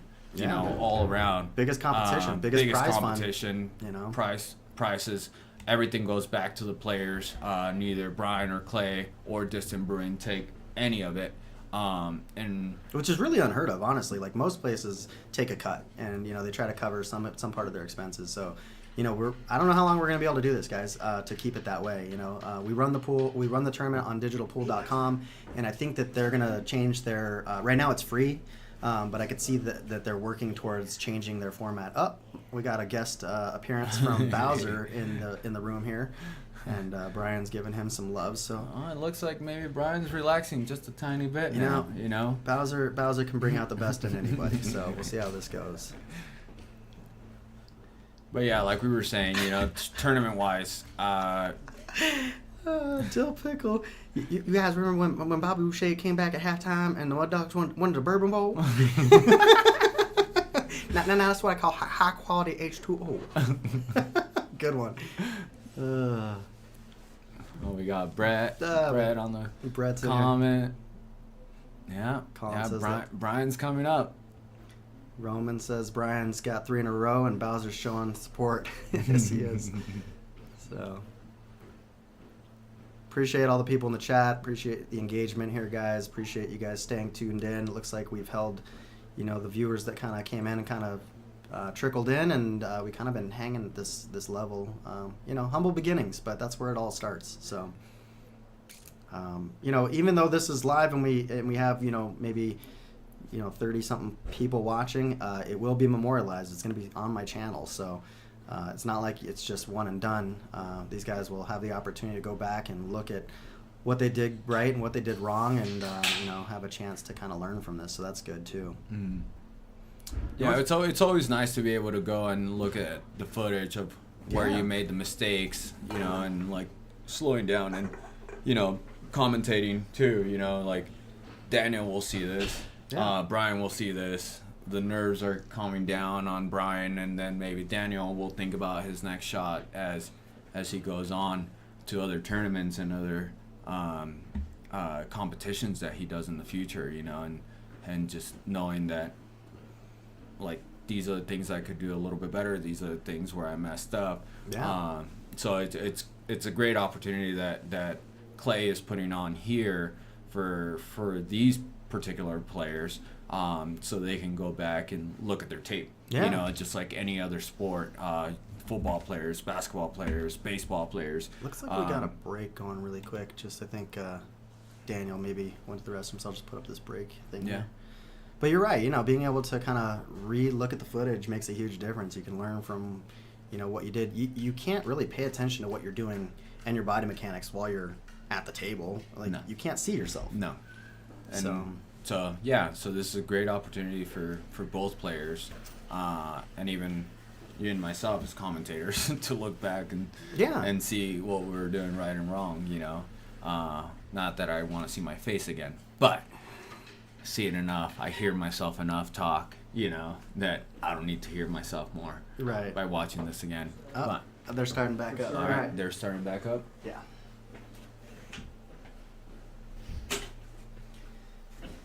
So here we go. We got Brian on the break. It's 5-3.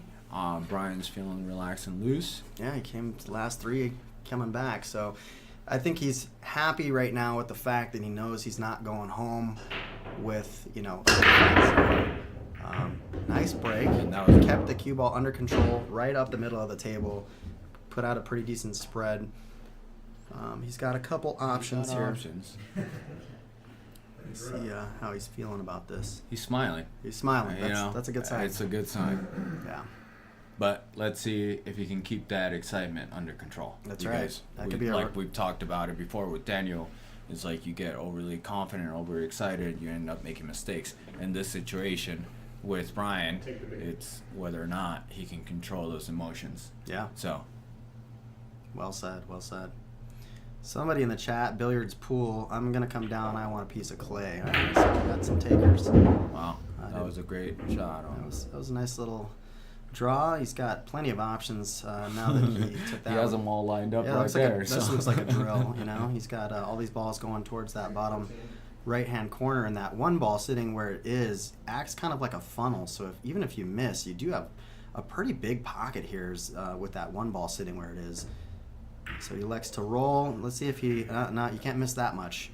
So I think he got a little greedy with that. But he is stripes. He did pocket that first stripe in the lower left. So Daniel will be coming to the table. And Daniel now has the possibility of... What is that? That red 3 and the looks green like he's 6. He looks like he's going for the 3. Yep. If he just rolls forward, he's got the pink 4 in the opposite corner. I believe that's what he'll be heading for next. He's pretty straight on this ball, which he wanted a little bit more of an angle so he could come back up table a little bit, I think. But, you know, he's still got plenty of balls on the table that have pockets, so it's not immediately like a deal breaker. So let's see if he just rolls forward and how he hit. No, it looks like he's going to put a little bit more on it. And he does. So he can get on the 2 ball here, I believe is what he's going for, because I don't think the 6 has a pocket from that angle. So this 2 ball, that blue in the upper right, and then that'll leave him with shape on the 1 or the 7. I think the 7 does not pass the 1, so I believe he needs to roll forward here so that he can play the 1 first. And barely makes it in, and I think he barely got shape on the 1. Looks like he does. Well, he's taking a look at it. He's slowing down. 1 ball. So I wonder who Billiards Pool is. I wonder if I know this person that's calling me out here. If Billiards Pool is still in the chat and you want to reveal who you are, I'd be curious. Looks like he's going for the 7. Yeah, it must go. Combo. Oh, he played the combo. Okay. Wow. And he's going to be playing the 7 next. He just needs to get around all this traffic to get back down on the 6 ball. So let's see how he does that. He is taking his time. He is taking his time. So I'm curious if he's going to just elect to play the 6 here, because the way he's set up for the 7, it's a bit of a what's called you're table hooked, because he has to stretch out over the table to cue on this ball, or use the bridge. So if he is going to play the 7, I would recommend using the bridge based on where he is and the fact that he's a right-handed player. Sergio's got a purty mouth. Okay. Thank you. Appreciate it.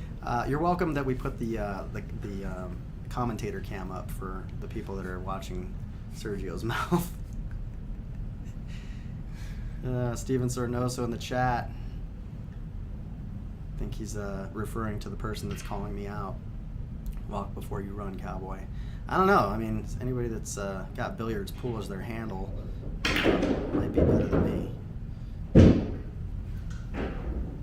I don't claim to be a great player.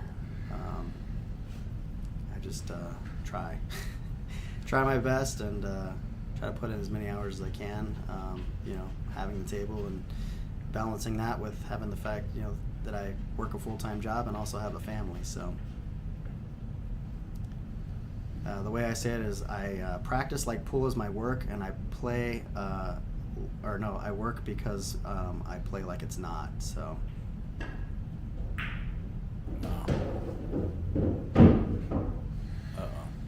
Well, what do you think he's going to go for? I think he's going to play the 13 up table here.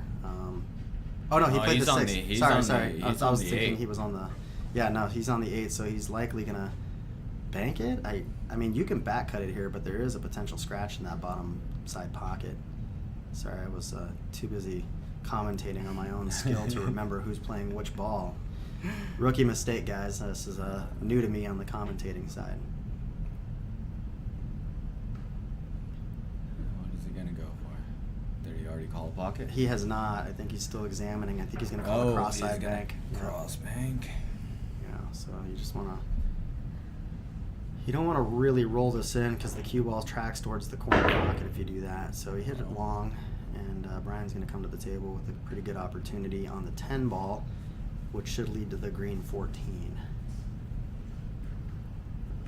He could also play the 9 ball, which will also lead to the green 14 or the pink stripe. So those are kind of the options he's playing with right now.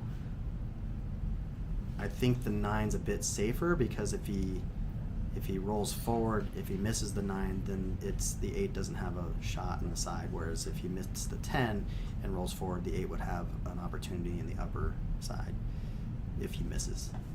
So I think this is probably a smarter shot. And Brian makes the 9. He leaves himself, like I said, an option with the 12 in the side or the 14 in the corner. And he's looking a little bit more on the 14 at this point. Looks like Mr. Billard's pool. Oh, it's Justin. That's my mentor, guys. He's a 640, 650 Fargo. He's twice my speed. So, yeah, I'm sure he wants a piece of me because he likes stealing. So, yeah, no thanks. Hey, isn't that what you do to us? Yeah, I don't play in the tournament for a reason. I want to support you guys and give you an opportunity to compete. Yeah, against that's each other. why I don't play guys on Yeah. the tournament every Yeah. Wednesday night, you know. Thanks for the support, Justin. Appreciate you tuning in. I'll be interested to hear your take on this match, and also any advice you have on my commentating would be much appreciated.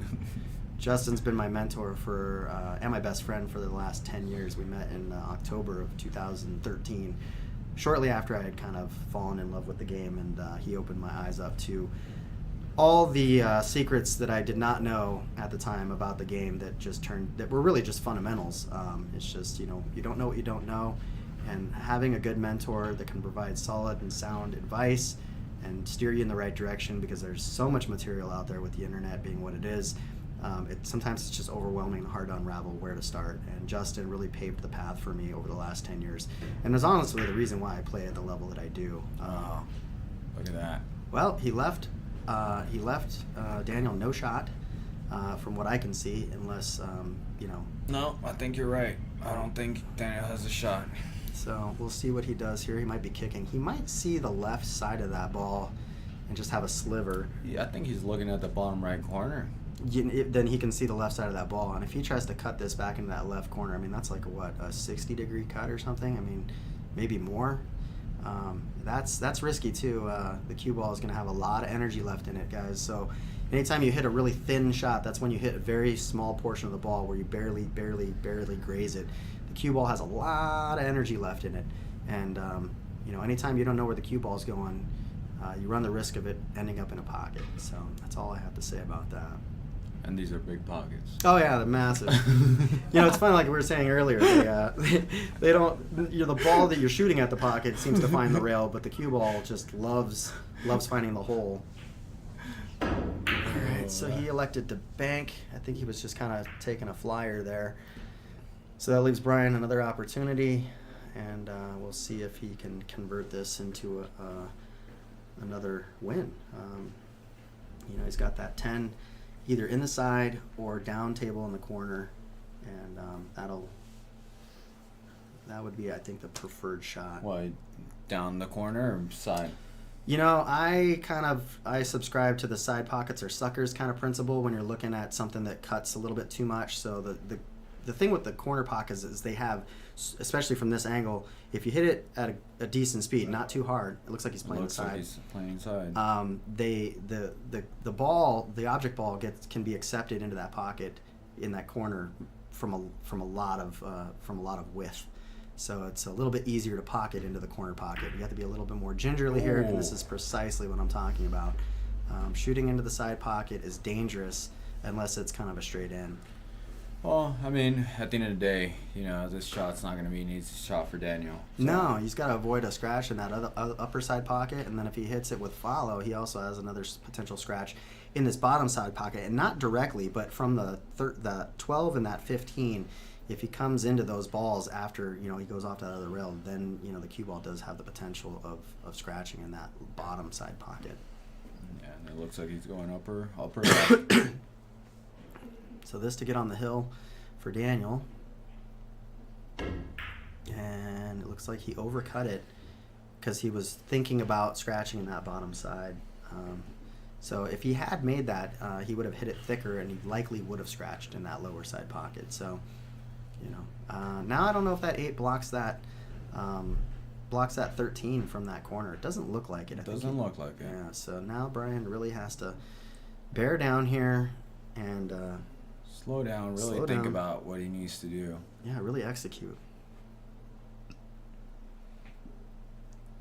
Just not even think about. He just needs to think about making this ball in versus where the ball is going to land, because it doesn't matter if he doesn't make it in. He will leave Daniel an opportunity to capitalize on this mistake if it does happen. Yeah, I mean, you definitely need to make it. There's no doubt about that. Leaving. It looks like he's going to play safe. And not a bad one. It looks like he's leaving no shot for Daniel, and he did not feel confident with his pocketing and or position play from that angle, and figured, you know what, I'm going to give my opponent kind of a little bit of an aggravating time. And and at this situation where Daniel has been going, it's irritating. Yeah. It's irritating because Daniel, in the last 3 games, he's lost 3 games due to the fact that he hasn't been able to slow down, and Brian is making him slow down. So he's going to kick at this ball, likely 2 rails, and he's probably going to either call it back in the corner where he's at or in the bottom side. Those are the kind of the 2 best bets from if he kicks at it 2 rails from the bottom rail into the left side. So yeah, that's exactly what I'm saying here. He's going to go up into that bottom rail, onto the side rail, and go behind the 8 ball, and it should track towards the side pocket if he hits it thin enough. So let's see how this goes. He does not want to give up ball in hand here.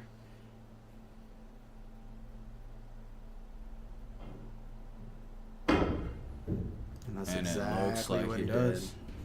Ball in So hand. he doesn't want to open those balls up. And Okay. he opened them up a little bit.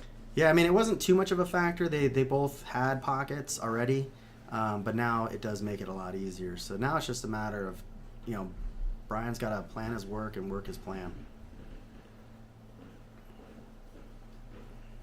How you doing, Sergio? You need a drink? You good on everything? No, I'm good right now. Just excited for this game. They're both playing, really well, and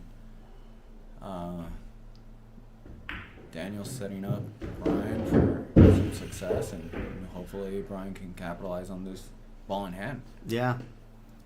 Kind of got a little funky right out of the gate here. I think he wanted to follow a little bit more with that ball and leave himself an easier shot on the 15. So, probably not ideal. Yeah, it's always frustrating when you take ball in hand and immediately put yourself, kind of in a tough spot. And now the 10 ball is pretty doable here. This should be a pretty standard shot. But there is, the nerves are high, guys. I mean, it's easy to miss. And Wow. just like I said, now, of course, Daniel's coming to the table with another bank. Another bank. And this one I think is going to put him in the bottom left, because I think that 10 ball plays weird and might be in the way for the bank in the bottom side. So let's see how these banks, let's see if Daniel's got the special privileges with the banks being open on Saturday, guys. And so far, the banks have been closed for Daniel. And right now... So we got a hot tub watch party going on with Jason. So I don't know who he has in his hot tub over there. He's probably by himself. Let's be real. Oh, poor Jason. Love you, Jason. Thanks for the invite, by the way. He knew you wanted to hang out with me. That's right. Everybody wants to shot. This is the easiest when it comes to, or at least the least stressful part of being involved in the match is being in the booth, not on the table. When I don't call a shot, it's no consequence to my wallet. Oh. Yeah, his cue bumped into the door. I think that rattled him a little bit. Now he's gonna reset back up. Daniel's cue. I think he backed up into the office door that we're in right now. It looks like he's doing what I said with that back cut bank into the bottom left here. And he hit it short. So, do you think it looks like he can see that side? He can. Side pocket for sure. Yeah. This is a pretty doable out from here. I think if you just follow the 10, you got a good shot on the 15. That's what he's measuring right now. To follow that for a shot on the 13, which it's all follow shots from here. You literally just a little bit of follow on each one of these balls, set you up for the next one, and it should be a tic-tac-toe out. As easy as that, guys. It's paint by numbers, guys. 1, 2, 3. It's pretty simple from here. So if Brian doesn't get out, he will be kicking himself tonight for sure.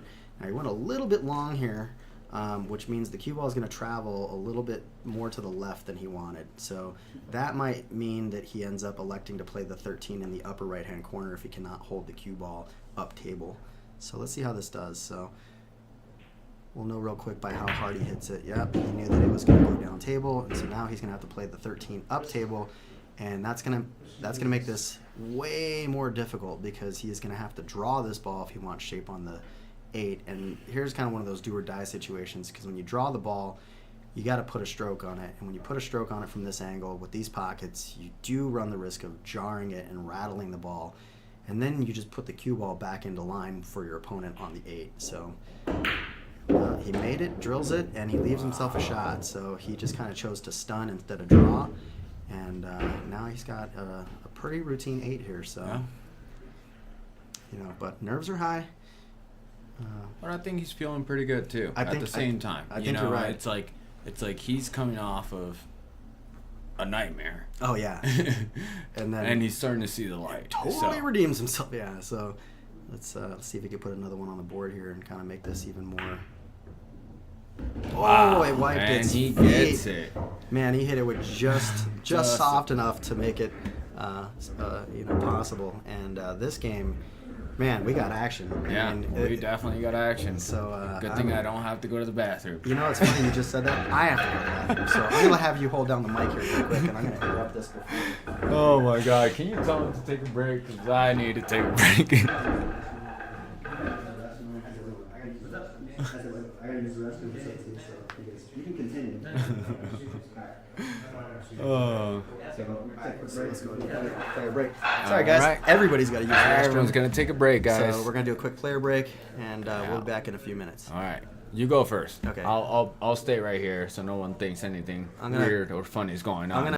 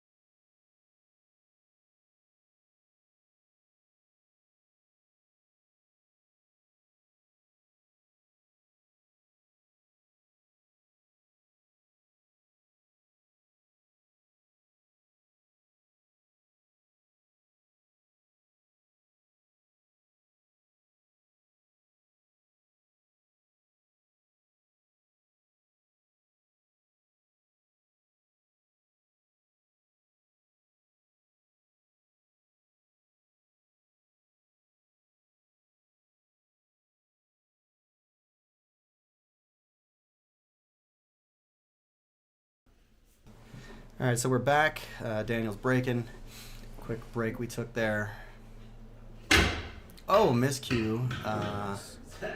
So that's a foul, and technically, incoming player gets the option of whether or not they're going to break.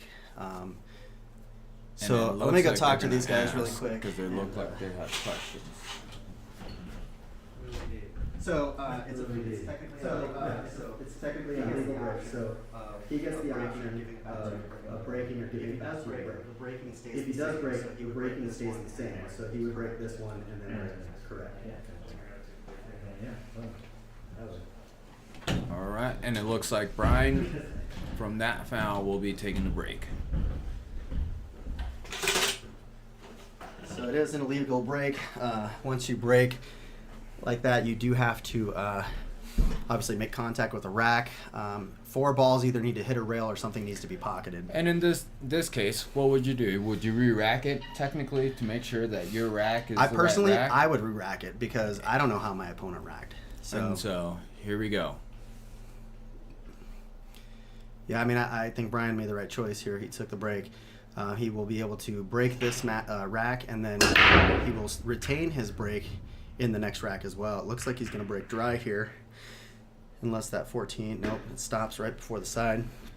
Daniel will be coming to the table, so he's no worse for the wear by losing that break. So, Brian really kind of didn't capitalize on that opportunity, so to speak. I'm going to turn this just a hair because I know you guys want to see a little more of me and a little less of Sergio.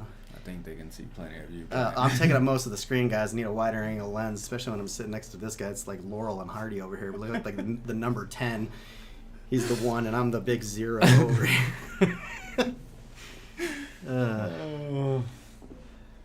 My son says Brian got mid-set coaching by Bowser. Roman, why are Sergio's eyes red? I don't know, because it's past my bedtime, bro. It's late. It is late. When you got a 2-year-old at home, you stay up, you wake up early. It's a lot of fun. Yeah, have kids, guys. It sounds like a great option. Yeah. Definitely have kids. Have kids. They said it'd be fun. It'd be fun. All right, looks like he's going for this 14 in the side pocket. This you gotta be careful you don't hit it a little funky and end up scratching in the bottom left. All right, you're good there. And almost scratched on the bottom left anyway. Scratched. Wow. Does he have a look on that? I don't know. He might be hooked by the tit here. That the corner. No, looks like he still has it. So looks like he's gonna shoot that 13 off the 15. You know me, Brett. I smoke so much. That's funny. Got allegations flying in the chat right now.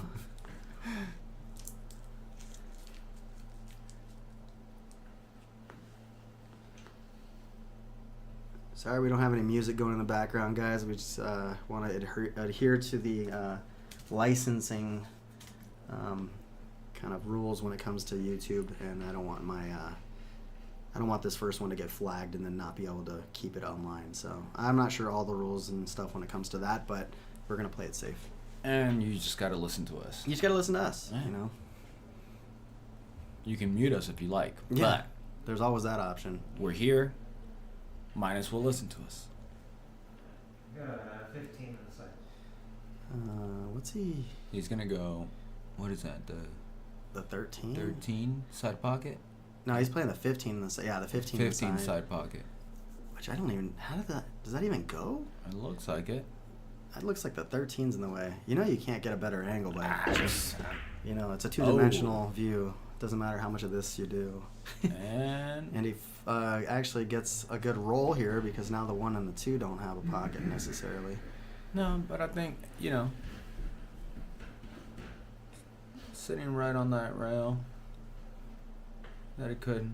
I don't know. The 1 might, it might funnel the 1 in, but it looks like Brian's gonna elect to play the 7 here. Likely play the 5 next. If he can hold for it, he might end up crashing into it because he's got to hit the 7 kind of thin. So he's got some work to do. This 3 ball, it does go on the side. The 6 ball goes in either corner pocket, but it really wants to play to the bottom left. The 4 plays in the upper left. So really it's this 1 and 2 ball, and whether or not they pass that 15 in the corner is what this rack is going to come down to for Brian, assuming he can make some headway and get that far in this rack.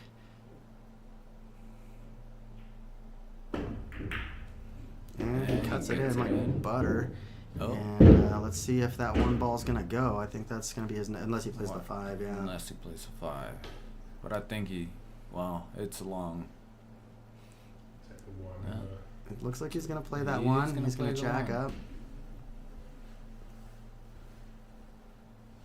I don't know if they're going to want somebody to watch this shot. I think that they're comfortable with it. Looks like it was good. It didn't go. And now the 15 is down. And looks like he doesn't have any balls to go into any pot. No, the 9 goes on the side. 9 on the side. Yeah.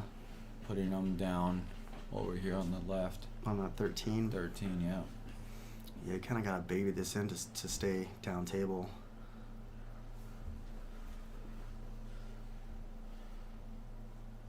Let's see.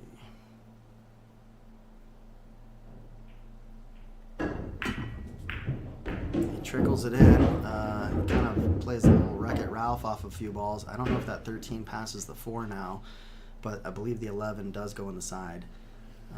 So I think he will elect to play that next, unless the 13 passes the 4. Looks like he's going to play the 13, must pass the 4, and then he will play the 11 next. Just a little draw, nice little action there off the cue ball, and should just be able to play a stop shot on this 11. Excuse me. What he doesn't want to do is roll forward here and hook himself with the 8 ball, so let's see. Roman with the game changer comment of Daniel putting on his beanie back on. Oh, is that how it went down? Yeah. Didn't notice. That's a good point. He did put his beanie. So he played a nice little stun here and left himself shape on the 10 ball. The question will be is where is he gonna put this 8 ball? I'm thinking possibly top side pocket. Yeah, I think he's gonna have to. He's gonna have to kind of try to bounce off the side to be able to get shape. Now he's gonna go in the bottom right corner pocket here. So he's got a pretty good angle. He's pretty much straight in for that shot. Just gotta stay down, stay focused.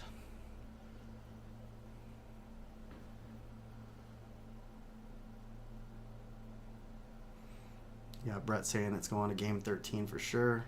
So he thinks it's gonna go hill. So Daniel's got a. Ooh, looks like he misses. misses. And gets that. Little nudge there. It looks Off like the Brian's got rail. options, so he's likely to play the 3 in the side.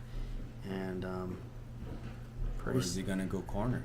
you're stretching way out to do that at this point. And honestly, that keeps the 8 ball kind of a little bit pinned down and doesn't give him any opportunities. The 3 is just a much easier shot to set up for. The 1 ball's a hanger, so you know you're going to go down table and have an option. So if I'm Brian, that's what I'm playing.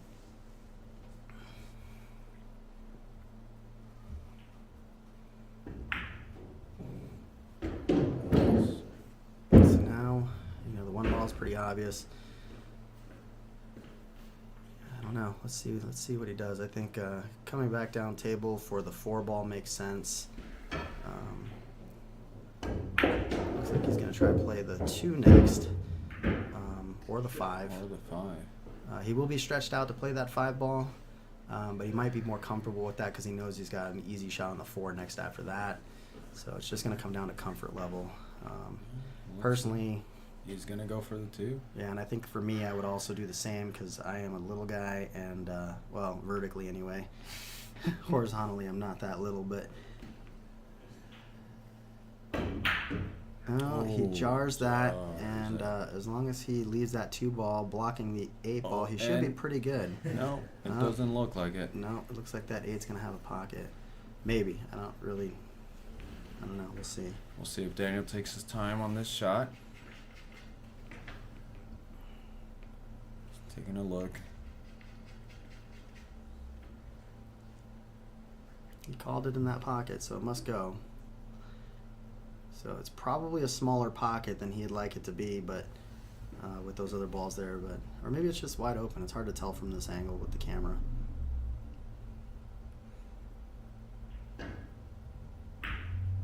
Wow, he really played it a little too slow Oh. there. So Brian, Didn't lead Brian much though. yeah, but there's a lot of safety option here. You know, he's got only one ball to shoot at, meaning Daniel. So I mean, you can really just tie things up here. And, yeah, Brian's looking back at him like, man, I got nothing. But you know, if you just think it through a little bit, you know, you can nudge off the side of the 5 ball and get behind the 2 here. You can nudge off the left side of the 5 ball and leave the 5 ball blocking. He's got options. And it looks like he's going to nudge off the left side or the right side of the 5 ball and leave him behind the 2. You do have to hit this 5 ball very thin, because if you hit it thick, you're just going to run straight into the 2, and you're probably going to sell out a shot.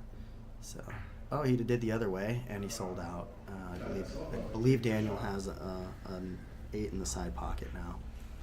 So I think the choice was a little bit, maybe made in haste. And now that makes his next possible shot even more complicated with Yeah, because now he's What- got this weird situation. where they're both touching. I don't know if he's going to have another shot, though, in this game. Daniel's taking his time, so it must not go on the side. Yeah, it looks like he's lining up for the corner pocket here. So he got him partially hooked by the 5, but not enough to eliminate the possibility for an offensive shot here. So Daniel just needs to really focus on his cue action here, stay down on the shot, and follow. You want this cue ball to go forward. And it looks like he overcut it, and Brian's going to be coming to the table with a shot on the 4 ball potentially, which could break out the 5-2. What do you think? I think if he plays it right, it does have a possibility of breaking up that. It looks like he's looking at a potential another safety, which if he rolls straight into the 5 here, he could get behind the 2. And it looks like that's what he's electing to do. And that's exactly what he did. Wow. So I do know that Daniel does not have a jump cue, nor does he play jump shots that I've seen. Actually, neither one of these guys have a jump cue in their bag, so you probably won't see any jumping tonight, not intentionally anyway. But they are legal, and if somebody elected to and they shot it legally, you know, then it's perfectly within the rules. So Brian did accomplished 2 goals here. One, he played the safe, which was obvious, but now he solved the problem that was created with the 2 stuck on the 5. Correct. So it looks like Daniel's going to be kicking here, and I believe he's going to be going for that 8 in the bottom right. Hope he was paying attention in geometry class. Yeah. Because this is not going to be easy. No, this is a hard one.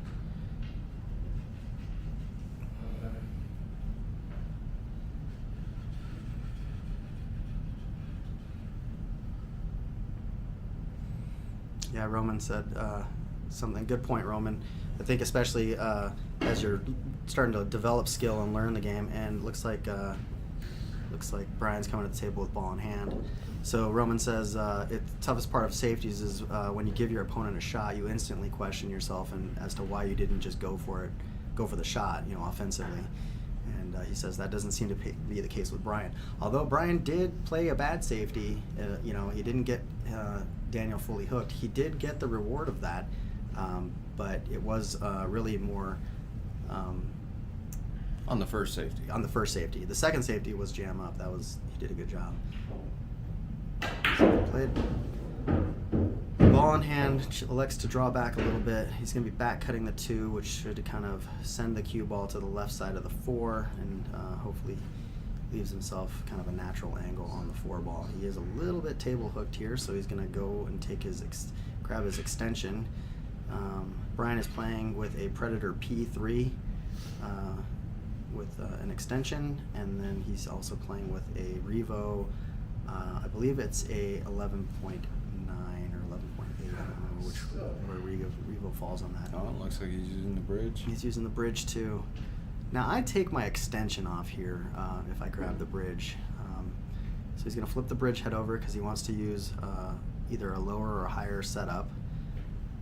And you can do that, you know, if it's a lot of bridges are kind of orientated one way. They have a low side and a high side. So making sure that you have the bridge set up the way you like it is important. And a lot of people don't think about the bridge. I think when they play in bar rooms, that not a lot of shots come up where you need the bridge, but on a 9-foot table, it comes up a lot more frequently. And getting comfortable with the bridge is a very, very important skill to have. Looks like Brian pocketed that, left himself somewhat straight in on this 4-ball. So he might elect to draw here so he can come back up table. I would not just baby this ball and leave yourself a really long shot on this 8-ball. So personally, I'm drawing this. If it's straight in, I'm drawing it with low left English so that it comes back to the closest rail, and that left catches and opens up the angle and brings the cue ball more towards the center pocket. Looks like he's going to follow here. He must have some form of an angle. So that was pretty good. He doesn't want to leave himself too much of a back cut. That's a bit unnatural because you're shooting in a blind pocket then. This is somewhat of an uncomfortable shot for most players, especially players at this level. It's not a very intuitive shot. The tendency here is to overcut this ball and really basically go into the first diamond on the long rail. So hopefully he's able to accommodate for that, get good cueing action.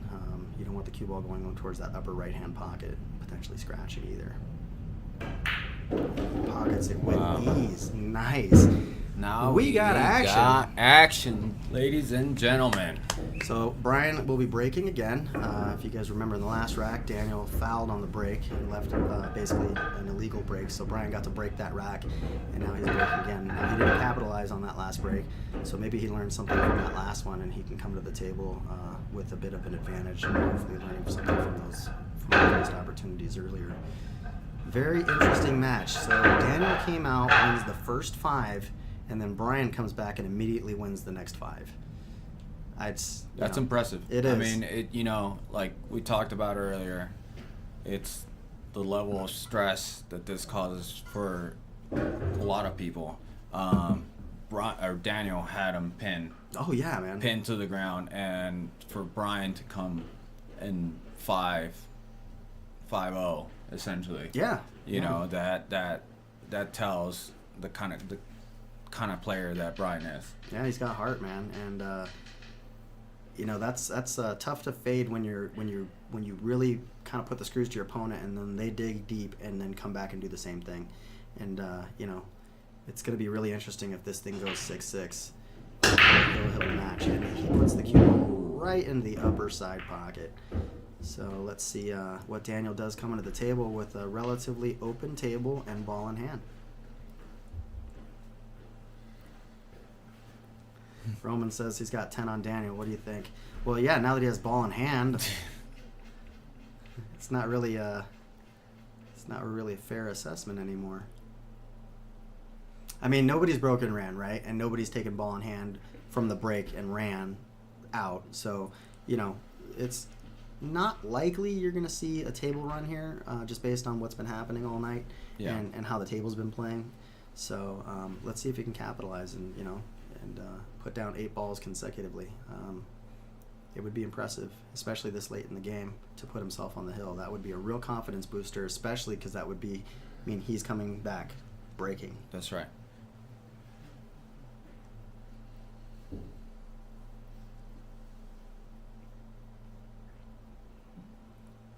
So he's electing to go stripes here. He plays the 11 in the side, and he now has to decide what's next. He can play the 14 in the upper left, or the 12 in the, it looks like he's playing the 9 in the upper right. 9. I didn't know if that cleared or not.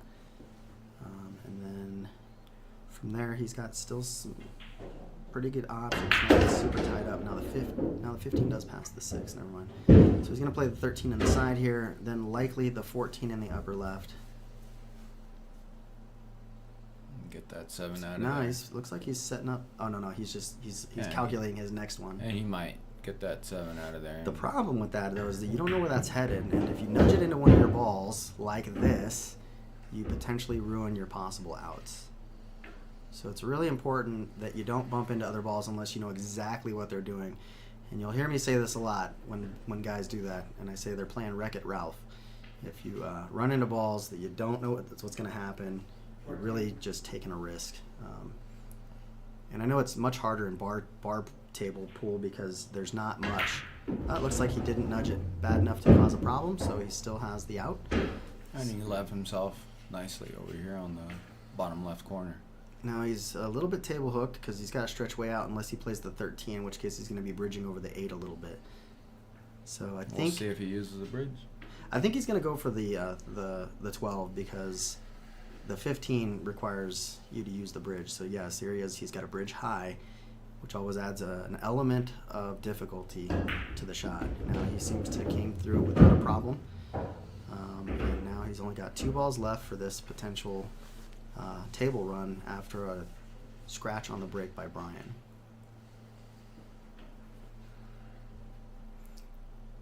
And hopefully he's not feeling the pressure too much, after being on top and then now completely even with Brian. Yeah, he's probably like, man, I just got to get another game. Like, I haven't won a game in 5 games.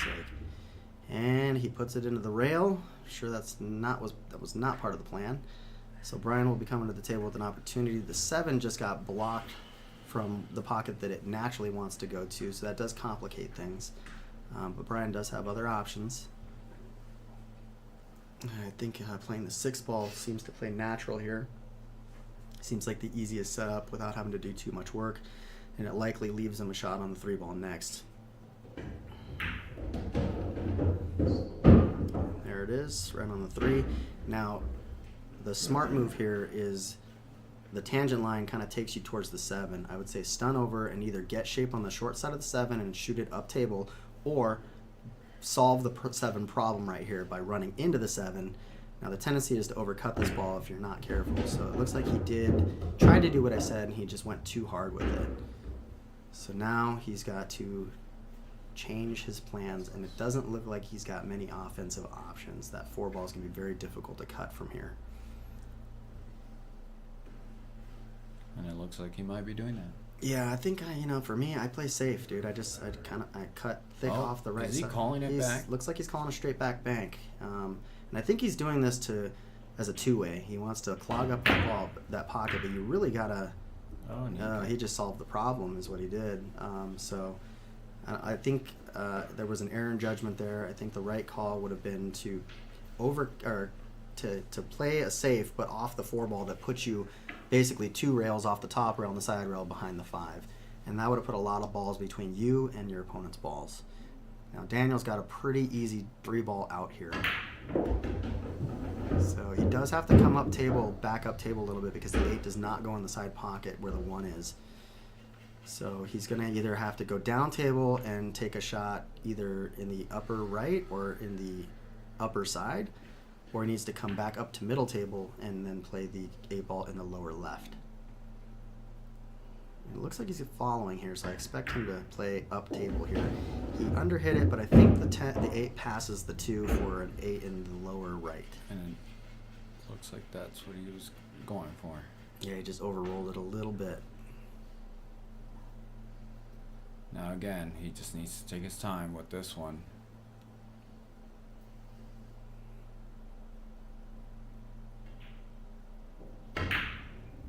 Gets it. And he gets it. So that puts Daniel on the hill, and he will be breaking this rack. Let's see how he does off the break here. It's coming down to the wire, guys. If for whatever reason Brian wins this game and it goes hill, Brian will be breaking on the hill because he won the lag. And because he won the lag and they're doing alternate break, he always breaks when the score adds up to to an even number. So if it goes hill, then it'll be 6-6, which is, if you add those scores together, is a 12. That's an even number. So Brian would be breaking in the next rack if he wins this one. If he loses this one, he loses the set. So it's really do or die time for Brian, who is now in the chair without really anything to do except for wait for an opportunity.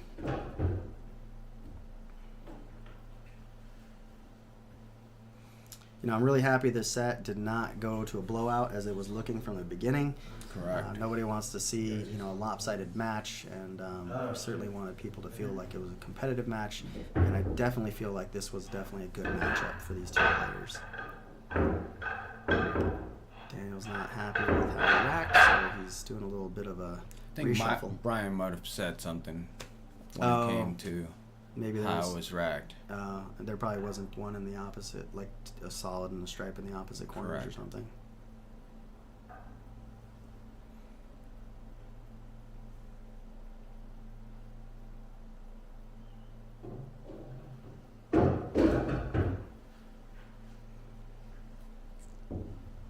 Alright, here we go. Neither player's been having too much luck on the break here, so especially the last time Daniel was at the table breaking, he basically fouled on the break, so hopefully he can learn something from that and produce a better result here on this one.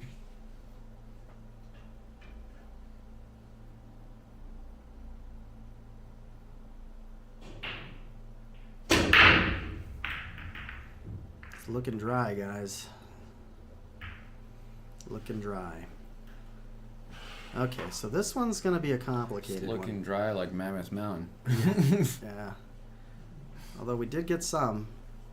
I think before that last storm series, we were looking at 38% of normal to date for the snowpack on Mammoth Pass, which is not exactly good. But, you know, it's still early in the season. We'll see what happens. I certainly don't want to ask for anything like last year. Definitely not. That was a nightmare. So, likes to play stripes. He had an easy shot on the 10 ball. I think he let the cue ball get away from him here, but it looks like it's going to shape up okay. I think he just got options between either the 9 in the side, the 13 in the side, the 12 in the side. Really his biggest problem right now is the fact that the 14 is sitting behind the 2 ball, and it's so close that I don't think that there's a way to get on it. I think he's going to have to solve that problem. He immediately sticks the 9 ball into the rail, and Daniel will be coming back to the table.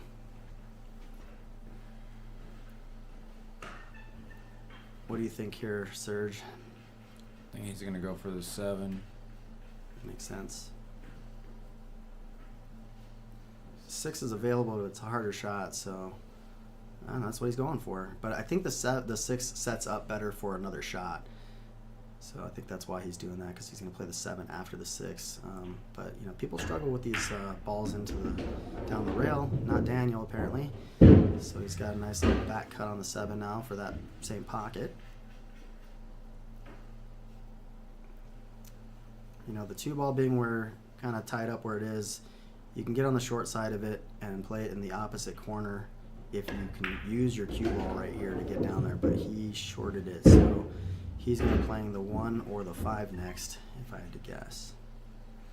You know, the problem is that as you start taking your balls off the table, you give yourself fewer and fewer opportunities to use those balls to get shape on these problem ball areas. Yeah, and he definitely has a problem over here with the 2. Yeah, I mean, that problem is kind of shared, right? It is also Brian's problem as of right now. Correct. So let's see what happens. One in the corner. I don't know why I So didn't he's- get another drink while I was during the player. I break. don't know why I didn't get a drink either. We both weren't thinking, I guess. Just too busy trying to be commentators. We're over trying to here. get back to the action. We're trying to be. Oh, he overcuts it, sticks it into the rail. Brian's coming back to the table. It's not- With not much of a shot. Well, I guess the 15. Yeah. Not a lot of safety play tonight. I think that both these guys are just, you know, when your nerves are high, all of that touch, you know, it's really hard to maintain that touch. It's like all of it's kind of like a fight or flight response when the nerves pick up. All that blood starts to go to your into your bigger organs, because they're like, oh, we need to Focus. hunker down and you know stay safe, and then that takes all the blood flow out of your extremities. Well, especially right now with the 6 to 5, you know, it's Mm-hmm. Brian's definitely now feeling the pressure as he missed that side pocket, Yeah. and should have been an easy one for him, and Oof. He overcut that bad. that. And he leaves an opportunity on the 3 ball, On the which was 3. another problem actually. So I think we'll see Daniel capitalize And on now that. he really, you know, did a little cluster over here on the center Yeah. of the table, which, Yeah, he created a problem with the 13, 12, and 15 there. yeah. I don't think we're gonna see this game end in the next 2 or 3 innings. To be honest with you, I think it's gonna take some time.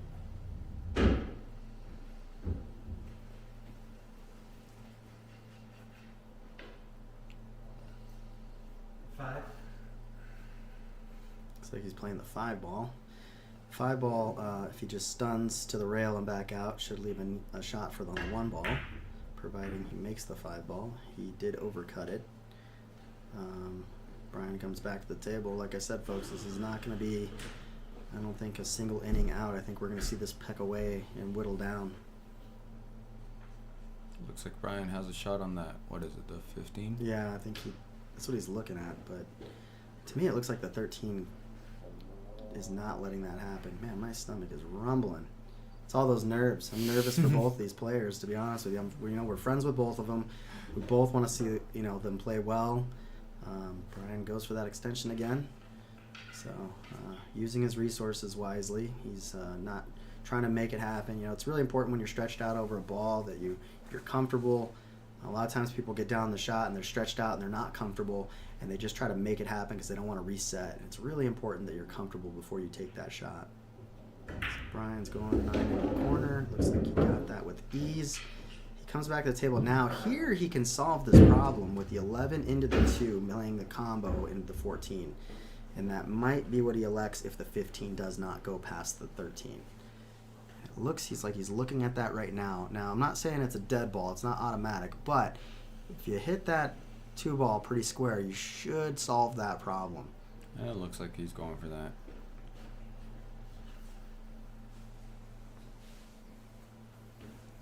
I'll take the 15 in the corner. Oh, no.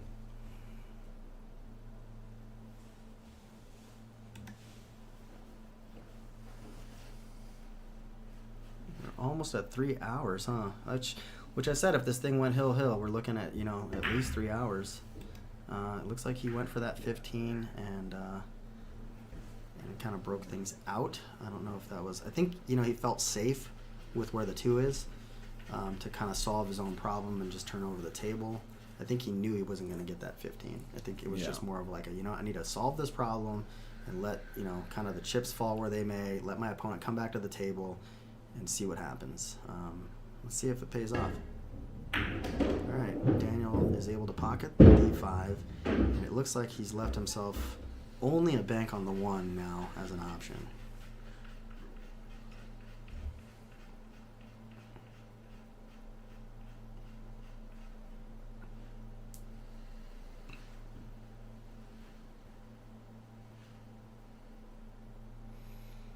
Well, so far, he doesn't seem to be liking these. No, he hasn't been very successful. I think Brian's actually made more banks in this match than Daniel has overall.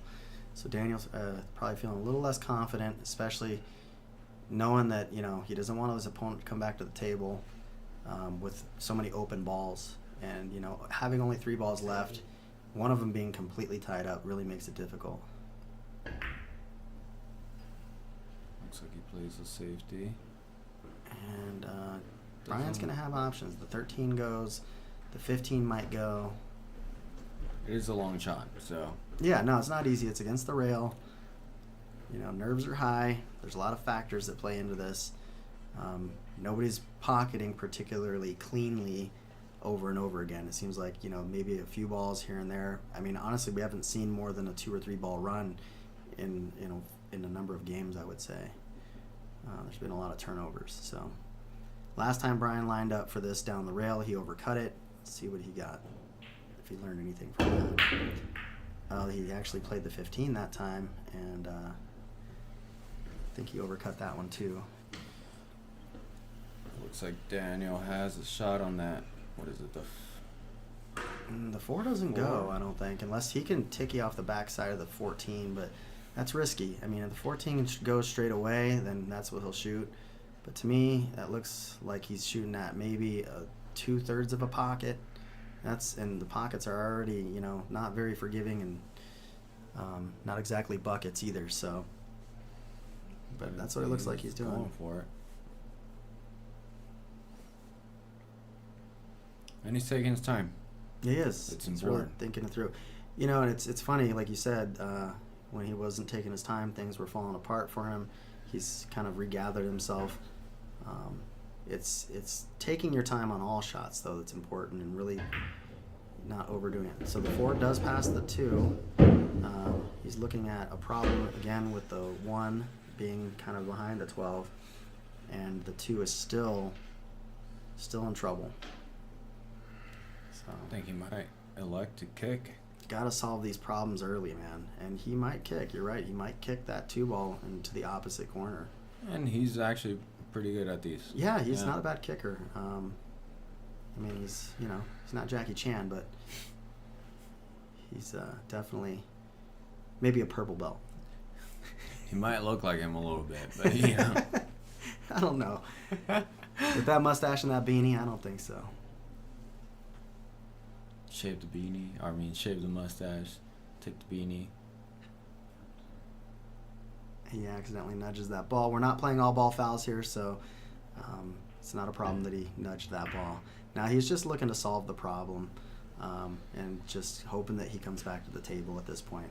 It's not a bad bet. Nobody's ran, more than a few balls all night, so I think maybe it was a safe bet. But the fact is that Brian's coming to the table with a huge advantage because he's got more balls, which I know sounds like a disadvantage, but when you have more balls that are wide open, you have a lot more options to also then, do stuff with those balls. You can trap your opponent if you need to. The fact that the 2 is still blocked by the 14 is a huge advantage. And now the 8 hampers getting on the short side of the 2. And So I think now he has to look at the 1. I think he's going to just shoot the 1 and try to come back down table. Now, if he's really feeling real sporty here, he can follow aggressively and don't run into the 15. Just make that 1. If he has a little bit of an angle, he can come to the end rail and then come down to the short side of the 2 ball under the 8, which is difficult, but it is possible. I'm not exactly sure what his goal was there. I'm sure he wanted to make the 1. Now he put himself in a pickle. Well, yeah, I mean, it's interesting because I think that 1 ball goes off the 14, maybe. It's hard to see from here. In fact, I think I'm going to peek out the window really quick. Ooh, I don't know. That's pretty tight. So Brian's going to back cut the 15 to the bottom right-hand corner pocket. You just want to follow here. You don't want to stun and scratch. Oh, never mind what I said. He's just going to do whatever the fuck he wants. So Brian says, you know what? I'm just going to come down table, and I'm sure he does not want to play that 14 right now because he feels like that's his saving grace. So I wouldn't be surprised if he elects to shoot a different ball. What? 13 side pocket? Bank it? Or which one of the other? The bottom. Oh, the 11. Or the 11, I mean. I don't know, man. I think banking that is a possibility. You could shoot off the right side of that 13 ball and end up down table and try to leave yourself right in line with the 12, 11, and 8 ball as blockers. But, as you start to whittle down the rack and have fewer and fewer balls, safeties come at a premium, man. They're not easy because there's just not a lot of things to get behind. He may not have a choice but to go ahead and play this 14 right now.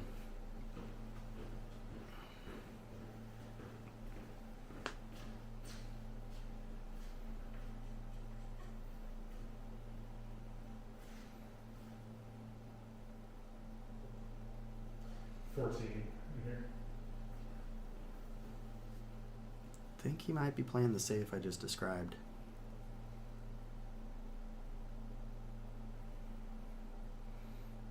If he hits too much of this 13, the 13 is going to come up to the other side of the table, and now all balls are going to only have that pocket. That's going to make things really weird. And I think he sold out the 1 here. I think the 1 will go off the 14 into that corner. It just depends on whether or not the 14's in the jaws or just sitting on the point. If it's in the jaws, 2 balls will not go into that pocket. If it's in the jaws, you cannot actually you cannot put 2 balls into the pocket. They just, I don't know, man. We'll see. I've been wrong a lot this match, so. They do the opposite. Yeah, never. No. No. So he made the 14 for Brian. Brian comes to the table looking at the 12 ball in the side pocket is what it looks like from here. What would you have done in this situation? I probably would have played the safety I described and tried to just leave him behind the 12 with those line of balls. I don't know, it just depends on how I'm feeling, you know. If my stroke's feeling good and I feel like I can get position on the next ball, I might have just went ahead and pocketed that 14, just play the run out.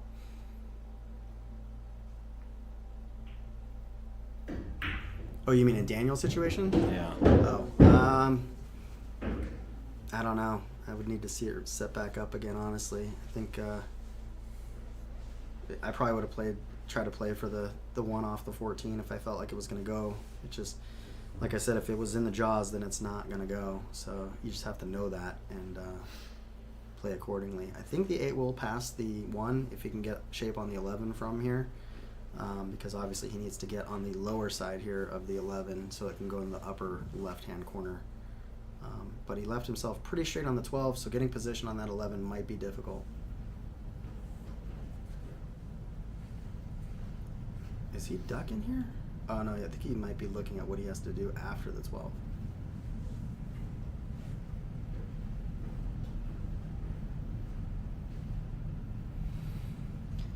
So this could be our last game of the night for this match. So I just wanted to say to everybody that watched, thanks a lot. Really appreciate all your guys' support. I will be looking for other people to potentially play more sets with.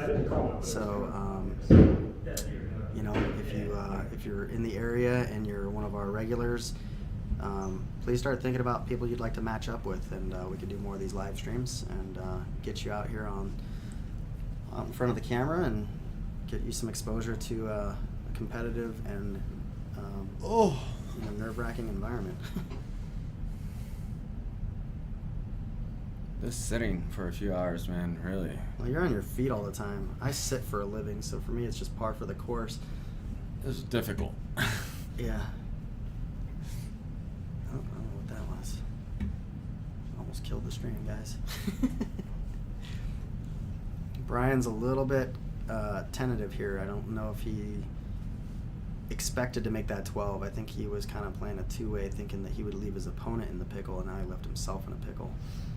So I think if the 11 can go past the 8, not necessarily in the pocket, just past the 8, he could roll up onto the 8 ball here by hitting the 11 ball kind of full and put the 11 ball basically where the 2 ball is right now and put the cue ball right up on the 8 ball. That's probably what I would do if I didn't have an offensive option. You can also thin off the right side of the 11 here and go 2 or 3 rails back up towards the head rail and hopefully leave him something that he cannot cut in when it comes to the 1 ball. The 11 off it too. Right? It looks like he's going to try to play a save here. I think he's doing the first option I described by just trying to get him on the 8 ball. He did it with pace though, so that is a sellout, real bad one. I think he's going to leave himself potential opportunity for a loss here. Well, definitely an opportunity for Daniel to take the W here if he can just stay focused. I don't know if he has much of an angle on the 1 ball, so he's likely to play the 2 ball in the upper right if he just has a roll in on the 1. We've only seen Daniel really use the bridge. This is the second time using the bridge tonight. Yeah, very few times. I mean, this is kind of a gimme though. I'm not seeing it being much of a problem here. He should probably elect to just roll it in, especially since he's playing with the bridge. You don't want to try anything too crazy. So he's got a decent angle here. It shouldn't be too hard. Given that it's a little bit thinner than I think he was probably hoping for, he's likely going to come up table. He could either play to have the 8 in the upper right. If he over-rolls position, he might end up for the 8 in the lower side.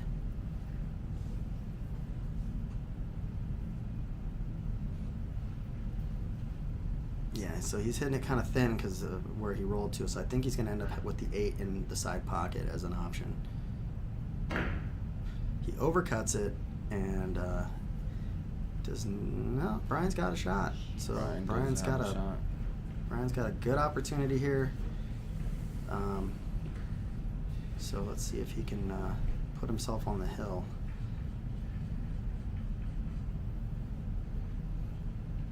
These guys are grinding it out, man. I'm telling you, getting in the grease like this, it's tough. Maybe Brett was right. 13 games. It could happen. I mean, this, if he can pocket this with authority and just get position on the 8, you don't want to baby this ball. You need to get it in and get shape. And he rattles it. And look at this. Look at this. So Daniel will not have an automatic shot on the 2 ball. He's going to have to play either a cross bank in the upper right, or he's going to have to elect to play safety here. And honestly, it's an interesting one. The 11 being where it is, he can go up table with the cue ball and not really leave much of an offensive opportunity for Brian other than a bank.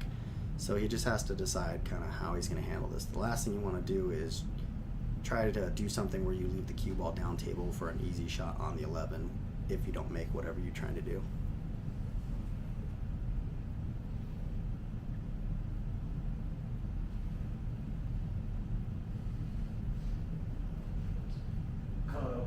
Nope. Let's see how this plays out. I think he's crossing it. Is that what he said? He's going all the way Yeah, in. he's cross. He's doing the cross. So not terrible. He might just put the 2 ball right in between them and leaves a decent safety. So not a bad 2-way, as David FNB just said. I think Brian can see part of the 11. This plays a natural safety if you just thin off the right side of the 11, come 2 rails, well, technically 3, 4 behind the 8 ball with the cue ball. So he kind of went with the short side option, which I don't really like, and that's why. So now he kind of left Brian Daniel. Yeah, Daniel a shot into the side. Whether or not he can get shape on the 8 is a whole other kind of question. So he is cutting it, so it's not straight in, which means the cue ball will go up table for a shot on the 8.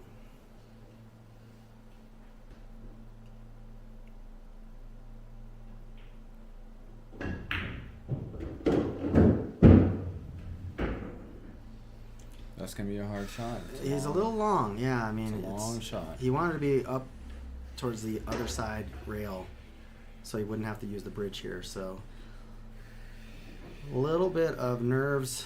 He's got to play, with a bridge for a case ball for the set. Daniel's got heart. He's not afraid to. But if he ends up missing it, he's probably going to hit it soft enough where it ends up cue ball on the right. Yeah, and then as long as the 8 ball's sitting near the pocket, then Brian really would be in a stressful situation. He overcuts it. Ooh.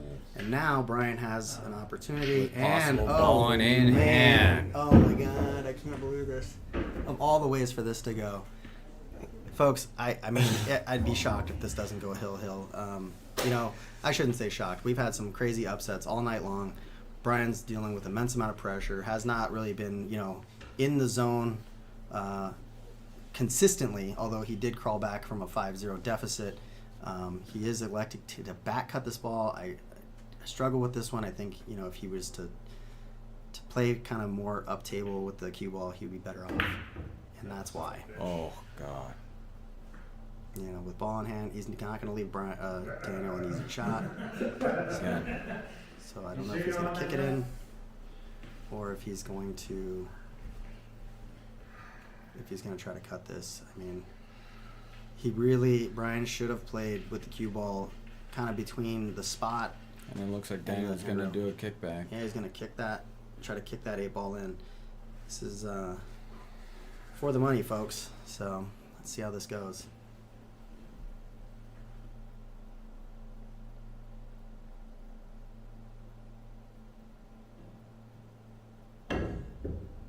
He misses altogether. Brian's going to get another shot with ball in hand. Wow. Unbelievable. This is just... both these guys are just hating life right now. I mean, honestly, there's just, I don't know how else to say it. It's so, pretty nerve-wracking right now, watching it from here. Oh, totally. My palms are sweaty. I'm like, dude, I feel for both of these guys. These guys are both my friends. I like them both. Brian's taking a short side on the 11 for some reason. and I'm not sure what he's planning. It looks like he's going to go forward and then try to go up table. I really think he should be cutting so that the cue ball goes into the end rail because it goes back up naturally then. But he's got great shape. He should be good to go here.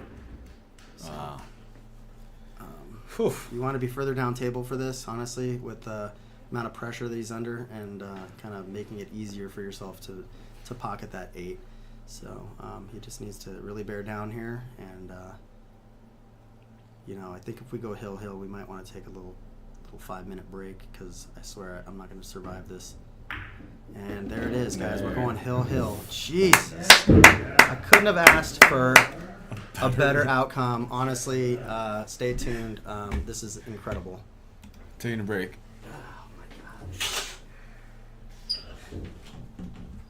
God. Unreal. Unreal. We were just going to grab a drink real quick. Yeah.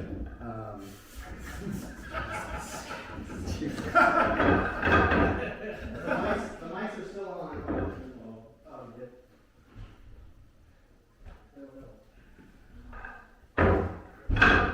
Hey, you guys can all start over and double the bet. What's that? What? Double the bet and start over. It's not over yet.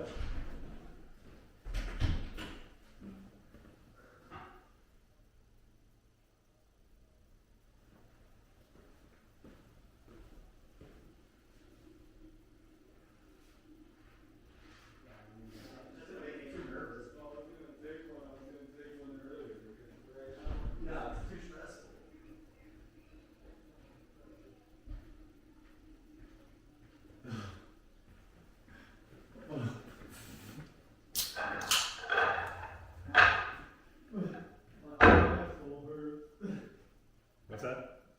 My ass hurts so much. I'm sitting. Yeah, you're not used to sitting so well. No. My back hurts. Legit, my ass hurts. Like my tailbone Yeah. hurts. Oh no.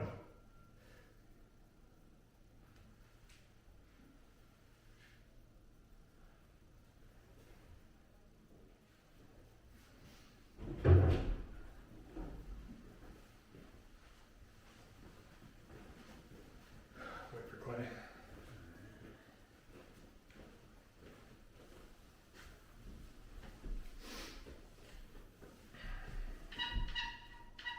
All right, there's no prolonging it, Daniel.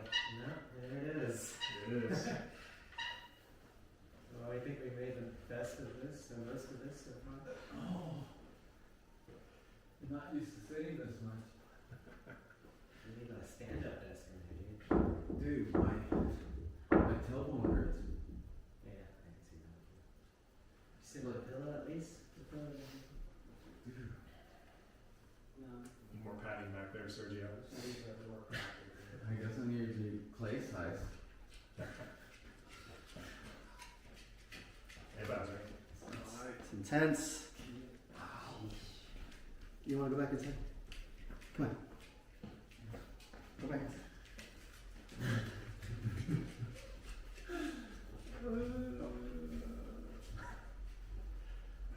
Feel it. Let me put the main camera back. Yes. You All right. taking it to me, bro? Oh, yeah. That's what we've been doing. Best game yet.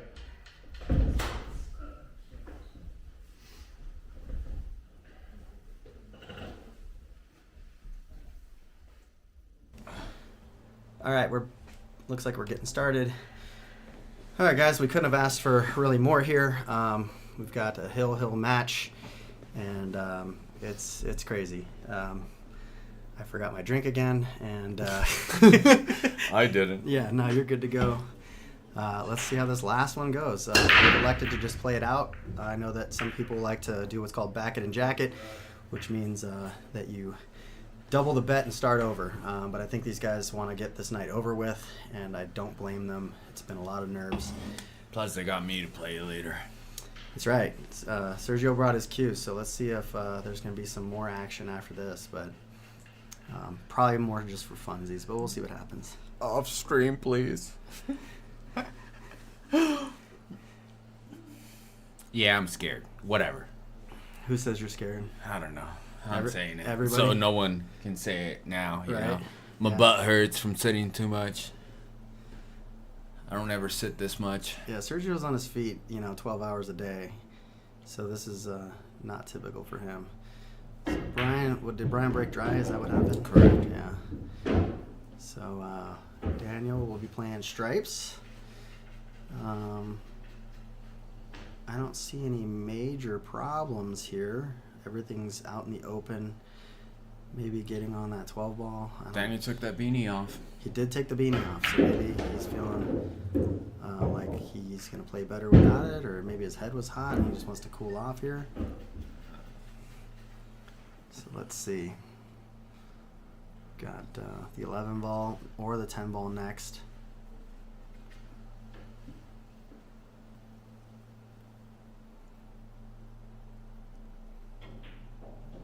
Alright, looks like he's gonna either the 14 or the 10 ball next now. 10 ball is probably a good idea to get out of the way. It does lead you down to the 12 here, so that's probably a good idea.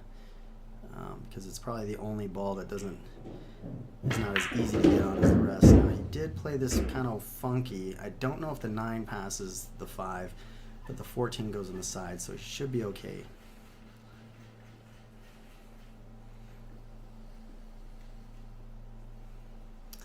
If he leaves the 12 ball as his last ball, he might end up in a situation. So we'll see how he manages to get back down onto the 9 from here, or if he elects to go back down onto the 12. There's a lot of traffic to deal with to do that. He might just, man, I don't know. What do you think?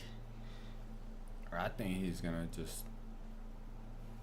pocket that and the side pocket the, what is it, the 13? No. Just stop the ball right there and get that. I have no idea. I don't think you can't stop it because he's cutting it. So I think if he plays it in the side, then the cue ball is going to go towards that 5 ball if he just rolls it in. Or worse, it's going to go behind the 1 and the 2 and leave him no shot on the 9. So it just depends on how hard he hits it. So he did come back down table, so he's going to have a shot with the cue going towards the 12 here. So he's better off probably playing...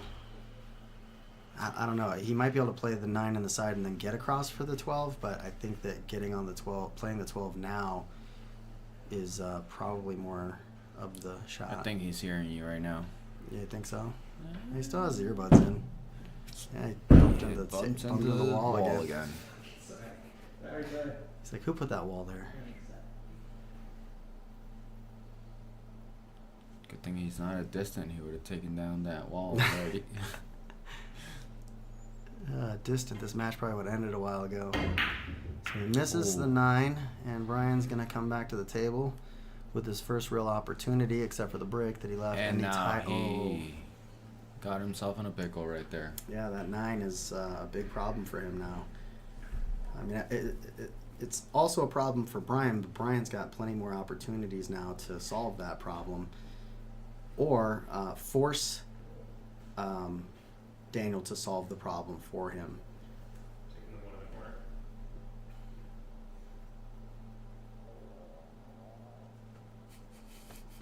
I don't know if you guys can hear my belly on the mic, but it's grumbling. And he ain't hungry. I'm not hungry. I'm just stressed. I'm stressing for these guys. I want them both to win, and I know that's not possible.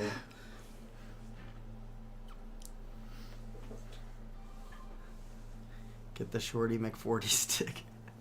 Honestly, there really isn't a spot in this on this table where you need one. If you're right up against the side rail, on the opposite side where that wall is that's dividing kind of the two sections, you can actually get a little hampered there. But man, you have to be on the rail. It's pretty unusual. Actually, I've never elected to grab a short cue playing on this table in this room, which I've lived here now for 7 years.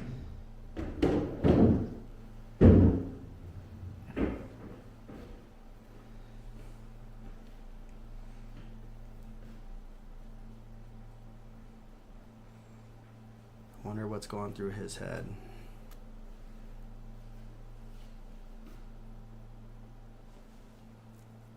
what they're listening to. What do you think? I have no idea. I guess we can ask later. I think Brian's listening to Tool, because that's his stuff. I think Daniel was saying that he was listening to some oldies. Really? Yeah. Okay. At least that's when he first started.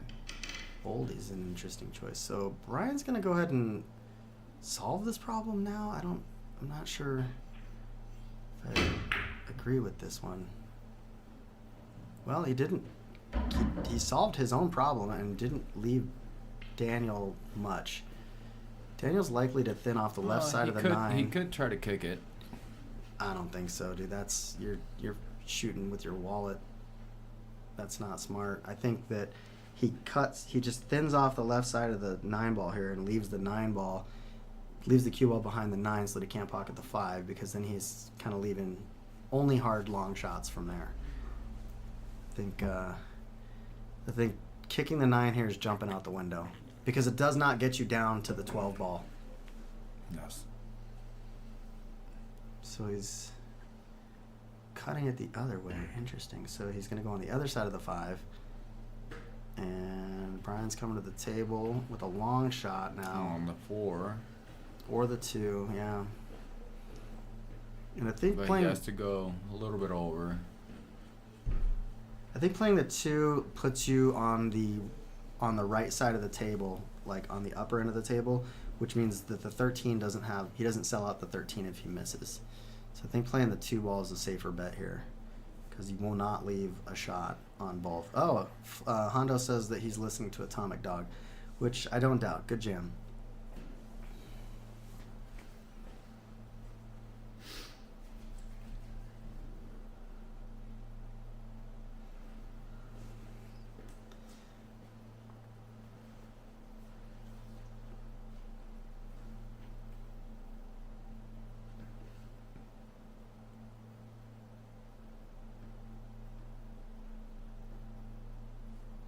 For the 5. He's going for the 2. You might be right. You might be going for the 4, the pink one. I mean the 4. He went for the 2, and he sold out the 9 ball. So if Daniel can play the 9 ball with a little bit of right-hand English, that'll bring the cue ball down to the same side of the table he's standing on, and down by kind of between the 7 and the 8 would be perfect. Daniel might decide to cut the 12 ball now, but I think it's easier to cut the 9 ball and get the shape I just described. That's what he's looking at. So he just has to make sure that he comes back down the side of the table that he's standing on. If he goes on the other side of the table, then the 12 has no pocket.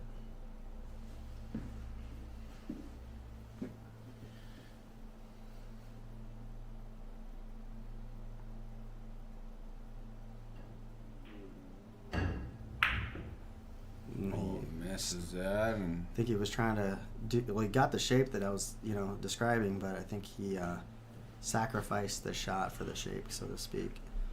So I think Brian will be shooting this 3, and he's got a lot of openings after that. The 2 goes in the side, no problem. He just has to watch out for the upper side pocket after pocketing this 3 ball. So you want to shoot with a little bit of follow here. And do not end up with a cue ball in the side pocket, or it is likely game over. well, thank you all for tuning in. This has been, All right. so far, an incredible match between Yeah. 2 great people. No, I'm super stoked with the outcome, regardless of which way this goes. Like I said, both these guys, I got a lot of heart, getting in the box here, and putting a lot on the line here with not only their money but kind of their reputation, so to speak. And Brian succumbs to the pressure and dogs an easy 4 ball. So now Daniel has an easy 9 ball with pretty easy shape to get back onto the 12. He just has to focus here and miss the 2 ball with the cue ball as he comes back down. So you just kind of go between the 2 and the 8, I would think, or just miss the 2 on the upper side, on the closer to mid-table, so we'll see what he does here. He pockets the 1, or the 9, and he misses the side pocket, and he's got shape on the 12. It's a little thin here, so cue ball is going to travel. You just want to make sure that you don't put it too far up table to make the 8 a very nervy shot. You certainly don't want to put it in the the lower right-hand pocket, scratching. This can do that if you're not careful. And he missed it altogether and kicks it. This is just nerves, guys. They've been playing for over 3 hours, and everything's on the line in a last game scenario. So this is not uncommon to see people just, kind of bobble things or just absolutely do things that they're just uncharacteristic for those players under normal circumstances. And this is not normal circumstances. No, it's definitely not. Brian is straight in here, so he just needs to be careful not to try to do too much with the cue ball here and try not to hit it too hard to get shape. Pockets it and comes up table pretty nicely. Looks like he had enough room to make something work, so he'll likely play the 4 in that bottom right-hand corner, then the 5. Should bring him, if he plays it proper, he'll get shape on the 2 in the side. I'll have to get that extension maybe, no? It wouldn't be a bad idea, he's got it. Yeah. So might as well He's use it. using it. You don't want to leave it, on the table and then be like, oh, I wish I Well, had. and this is something that I think Brian has been smart about. He's been slowing down and, instead of just, he knows when to use his tools. Mm-hmm. So far he's that. Oh. Well, he didn't leave it easy. So, yeah, David says aim for the pro side.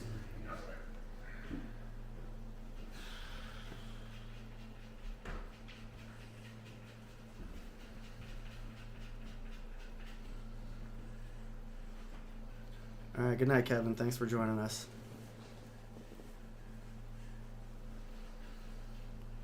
I assume you're not ducking out when there's literally the last game on the line, but what do I know? I doubt it. Who could not finish watching this now, after all this transpired? All right, so Daniel's going to back cut this ball.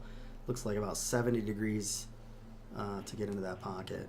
And he makes it, and he leaves himself a long shot on the 8, but it is makeable. Brian is being courteous and getting out of his line of sight, which I like the sportsmanship there, Brian. One thing I really appreciate about both these players is they got great etiquette. They really do. They understand that, being in somebody's shot line can be distracting, and rather than adding that extra pressure, they want to see their opponent play well under the circumstances. Oh my God. Unbelievable change of fate. Brian wins as a result of Daniel scratching on the 8 ball after making the 8 ball. Unreal. Wow, guys. I don't have any words. I can't believe that's how that happened. We're going to take a quick minute here. I'm going to let these guys kind of, obviously finish up their exchanges, and then I'm going to bring them in for some interviews. Wow. Unbelievable. Wow. Well, Sergio, well-fought match. Thanks for joining me in the booth. Really appreciate it, man. Oh, thank you, Clay, for having me. Yeah. Wow. We'll be right back with some player interviews. Stick around. Jesus Christ. Great match, guys. I will start with Brian. Can you give a quick recap? I don't have words, man. I didn't want to see anybody lose, honestly, just after all the fighting and how well it. So Brian, why don't you step in the booth with me here? And let's talk about it for a minute. Unreal. So yeah, we got Brian in the booth here. Let me go ahead and switch to my interview cam setup and talk about that. So let me go ahead and mute the external mic. So yeah, man, you kind of sat there at the end watching this thing unravel. I'm sure you didn't expect to come back to the table after he back cut that last ball into that corner pocket. No, I knew that was. I thought that was it. Yeah. Man, What a crazy match. Well, congratulations. You guys both Thank you. fought it out with a lot of heart. Thank you. Yeah. The fact that you were able to take a 5-0 deficit and come back and win 5 straight was remarkable. I think after that, it was just so much like, who's going to win it, you know? And I was sitting here in my chair going, man, I really don't want to see this go lopsided. And then you came back and you guys brought it hill. Everybody in the chat has been great. Really appreciate it. How do you feel you played? Really inconsistent. This was Daniel's match to win or lose, and sorry, Daniel.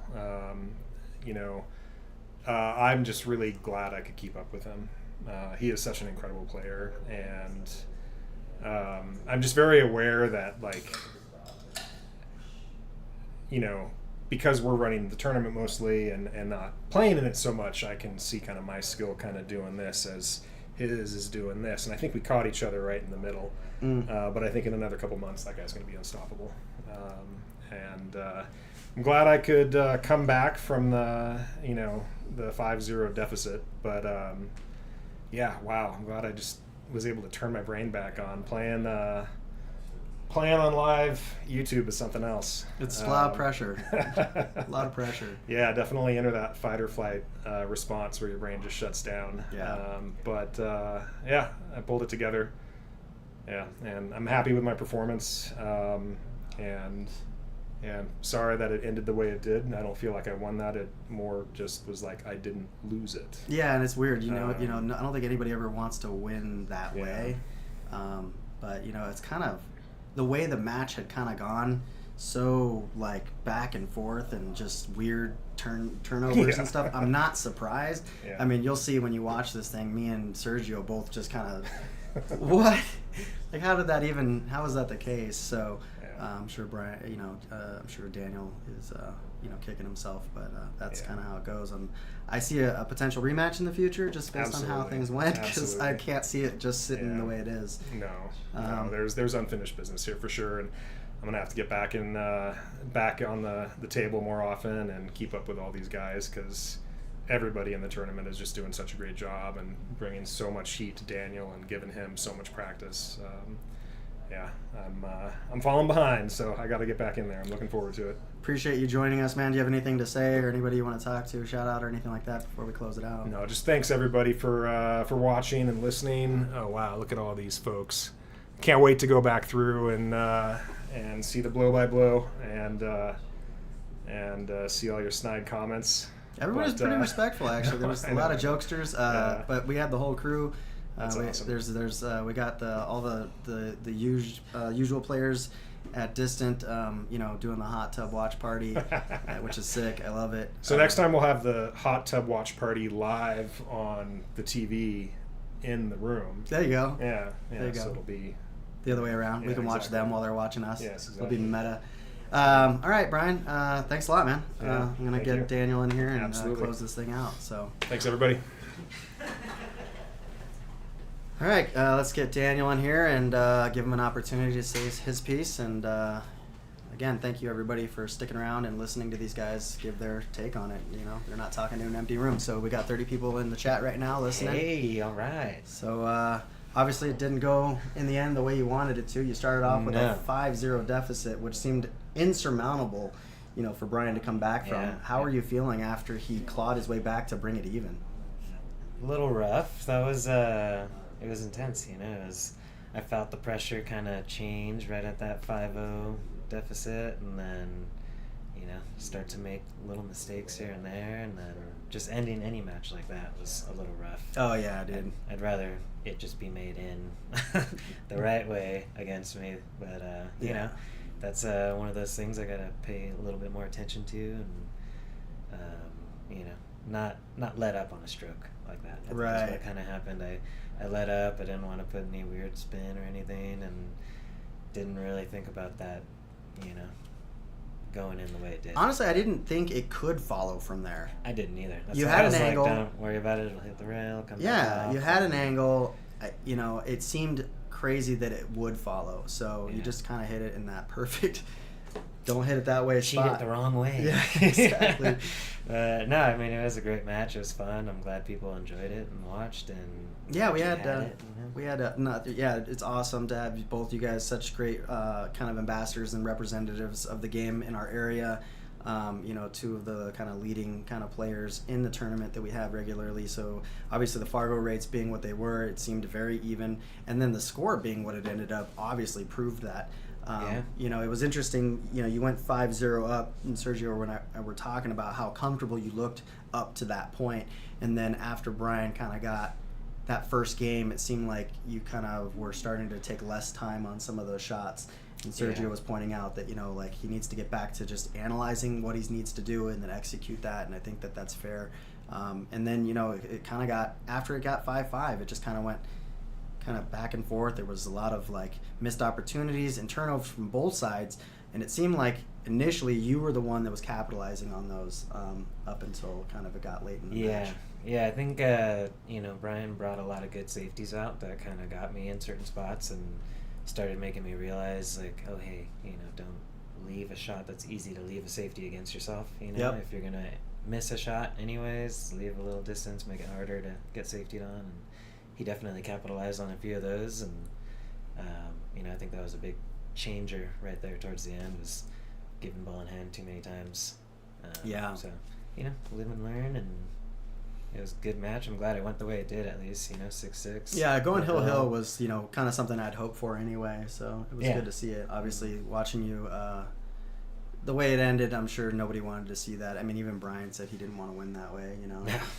Nobody really does. Yeah, but I mean, you're gonna take the win that way. Of for course, sure. of course. It's not like he's gonna be like, do over. No, it's a bummer, but it just makes me want to run it back, do it another time, and just get more of these live streams going. And it's super enjoyable. I see a rematch in the future. What do you think?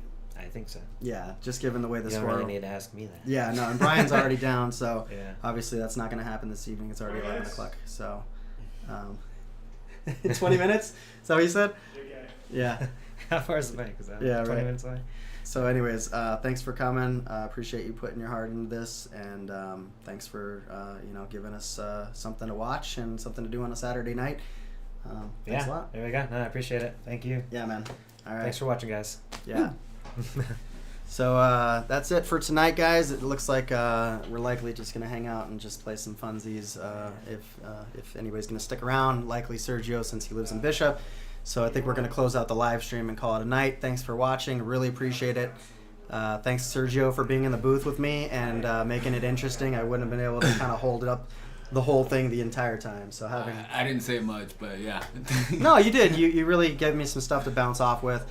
I hope I didn't just completely dominate the whole thing and not give you an opportunity to speak. No, but I obviously I'm a newbie when it comes to pool, so it was fun to watch and fun to be next to you. So thanks for watching, guys.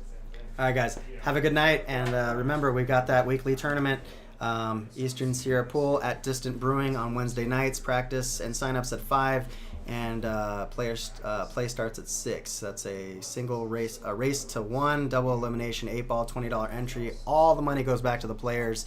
Most competitive pool tournament in the Eastern Sierra. Please check it out. Please like and subscribe my channel. There's a lot of drills and things like that, and if you're looking to make a match and you want to be on this live stream, please reach out. Thanks a lot. Good night.